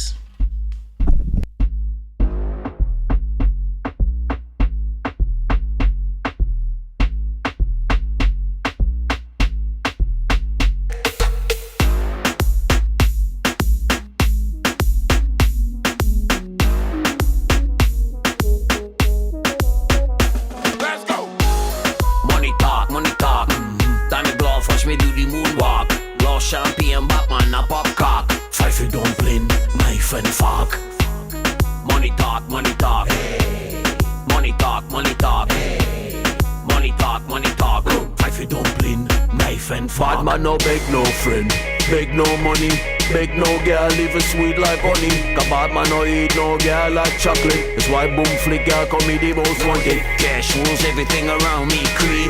Cash rules everything around me, cream. Cash rules everything around me, cream. Real bad man a sibling. Money talk, money talk, money talk, money talk, money talk, money talk. Bad man not talk, them bossy money talk. Money talk, money talk, money talk, money talk, money talk, money talk. Batman not talk, them bossy money talk.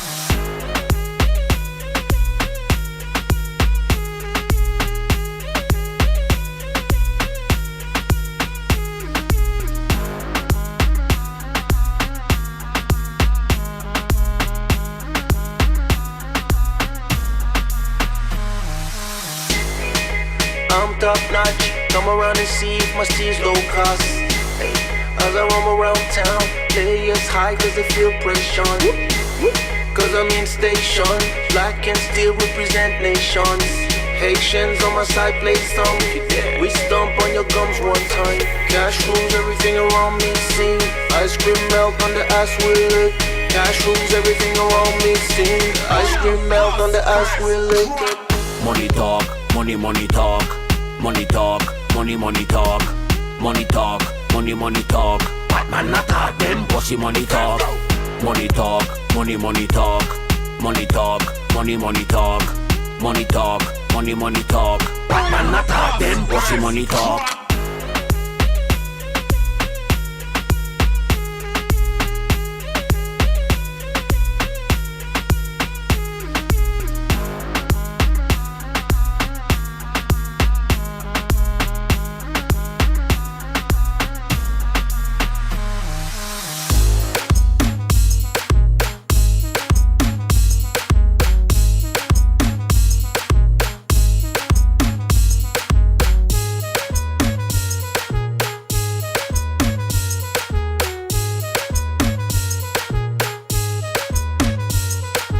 Ice cream melt on the ass wheel. Cash rules everything around me, cream. Ice cream melt on the ass wheel. Real bad man a sibling. Money talk, money talk, money talk, money talk, money talk, money talk. Batman not talk, them bossy money talk. Money talk, money talk, money talk, money talk, money talk, money talk. Batman not talk, them bossy money talk.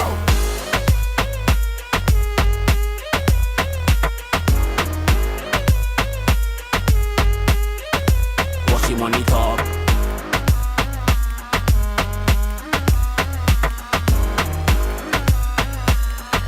Batman not talk, them bossy money talk.